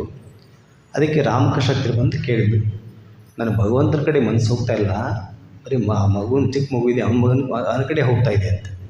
ಹೌದಾ, ಹಾಗಿದ್ರೆ ಅವನನ್ನೇ ಕೃಷ್ಣ ಅಂತ ತಿಳ್ಕೊಂಬಿಡು ಅಂತ. ಅವನನ್ನೇ ಕೃಷ್ಣ ಅಂತ ತಿಳ್ಕೊಂಡು ನೀನು ಏನು ಪ್ರೀತಿ ಮಾಡ್ತಾಯಿದ್ದೀವಿ ಹಾಗೆ ಮಾಡು. ಆಮೇಲೆ ನೋಡಿದರೆ ಕೊನೆಗೆ ಅವನಲ್ಲೇ ಕೃಷ್ಣನ ಕಾಣ್ತಾ ಕೊನೆಗೆ ಕೃಷ್ಣನ ಸಾಕ್ಷಾತ್ಕಾರ ಆಯಿತು. ಅವಳ ಹೆಸರು ಬೇರೆ ಇತ್ತು, ಆಮೇಲೆ ಗೋಪಾಲೇರಮ್ಮ ಅಂತಾಯಿತು. ಗೋಪಾಲ್ ಅಂದರೆ ಕೃಷ್ಣನ ತಾಯಿ ಅಂತಲೇ ಹೆಸರಾಯಿತು. ಅಂದರೆ ಅಷ್ಟರ ಮಟ್ಟಿಗೆ ನಮ್ಮ ಭಾವ ಇದೆಯಲ್ಲ, ನಮ್ಮ ಜೊತೆಗಿರ್ತಕ್ಕಂಥ ವ್ಯಕ್ತಿಗಳು ಇದನ್ನೇ ಅದಕ್ಕೆ ಗುರು ದೇವ ಅಂತ, ಗುರುಗಳನ್ನೇ ದೇವರನ್ನು ತಿಳ್ಕೊಬೇಕು ಅಂತ ಬಂದದ್ದು ಕೂಡ ಅದೇ ಅರ್ಥದಲ್ಲಿ. ಅಂದರೆ ಗುರುವಿನಲ್ಲೇ ದೇವರನ್ನು ಕಾಣುವಂಥದ್ದು. ದೇವರನ್ನು ನಾವು ಎಲ್ಲೆಲ್ಲೋ ಕಾಣ್ತೇವೆ ಅಲ್ವಾ. ರಾಮಕೃಷ್ಣರಿಗೆ ಮಾತನ್ನ ಪ್ರಶ್ನೆ ಕೇಳ್ತಾರೆ, ಎಲ್ಲೆಲ್ಲೋ ನೋಡುವಂಥ ದೇವ್ರನ್ನ ವಿಗ್ರಹಗಳಲ್ಲಿ ನೋಡ್ತೀಯ, ಮನುಷ್ಯನಲ್ಲಿ ನೋಡೋಕ್ಕಾಗಲ್ವಾ ಅಂತ. ಯಾರು ನಮ್ಮ ಇಷ್ಟ ಇದ್ದಾರೋ ಅವರನ್ನೇ ದೇವರನ್ನು ತಿಳ್ಕೊಂಡು, ತಂದೆ ತಾಯಿಗಳನ್ನೇ ದೇವರನ್ನು ತಿಳ್ಕೊಳ್ಳಿ ಅಂತೆಲ್ಲ ಉಪದೇಶ ಬಂದದ್ದು ಈ ಎಲ್ಲ ಹಿನ್ನೆಲೆಯಲ್ಲಿ. ಹಾಗಾಗಿ ನಾವು ನಮ್ಮ ಭಾವನೆಯಂತೆ ನಮ್ಮ ಜೊತೆಗಿರ್ತಕ್ಕಂಥದ್ದನ್ನು ಭಗವಂತ ಅಂತ ಭಾವಿಸಿ, ಕೊನೆಗೆ ವಿವೇಕಾನಂದ ಹೇಳಿದ ಹಾಗೆ ಎಲ್ಲರಲ್ಲೂ ಆ ಶಿವನನ್ನು ಕಂಡು ಸೇವೆ ಮಾಡೋದು, ಅದಿನ್ನೂ ಅದ್ಭುತವಾದಂಥ ಸಾಧನೆ. ಹಾಗಾದಾಗ ಭಗವಂತ ಅವನನ್ನೇ ನಮಗೆ ಅರ್ಪಿಸ್ಕೊಳ್ತಾನೆ. ಹೀಗೆ ನಮ್ಮ ಜನ್ಮ ಸಾರ್ಥಕ ಆಗುತ್ತದೆ. ಅದಕ್ಕೆ ಈ ಭಾಗವತ ಪ್ರವಚನ ನಿಮಗೆಲ್ಲ ಒಂದು ಪ್ರೇರಣೆಯನ್ನು ಕೊಟ್ಟು ನಿಮ್ಮಲ್ಲಿ ಆ ಭಾವವನ್ನು ಜಾಗೃತಗೊಳಿಸಿ ನಿಮ್ಮನ್ನು ನಿಜವಾದ ಭಾಗವತೋತ್ತಮರು ಅಂತ ಕರೀತಾರೆ. ಭಗವಂತನ ಆರಾಧನೆ ಮಾಡಿ ಯಾರು ಸಾಕ್ಷಾತ್ಕಾರವನ್ನು ಪಡ್ಕೋತಾರೋ ಅಂಥ ಭಾಗವತೋತ್ತಮರು ಈ ಚಳ್ಳಕೆರೆಯಿಂದ ಉದಯಿಸಿ ಬರಲಿ ಅಂಥೇಳಿ ಪ್ರಾರ್ಥನೆ ಮಾಡ್ಕೊಳ್ತಾ, ಅವಕಾಶ ಮಾಡಿಕೊಟ್ಟಂಥ ಪೂಜ್ಯ ಮಾತಾಜಿಯವರಿಗೆ ಮತ್ತು ನಿಮಗೆಲ್ಲರಿಗೂ ಕೃತಜ್ಞತೆಗಳನ್ನು ಹೇಳಿ ನನ್ನ ಮಾತನ್ನು ಶ್ರೀಕೃಷ್ಣನಲ್ಲಿ ಅರ್ಪಣೆ ಮಾಡ್ತಾ ಇದ್ದೇನೆ. ಶ್ರೀಕೃಷ್ಣ ಅರ್ಪಣಮಸ್ತು.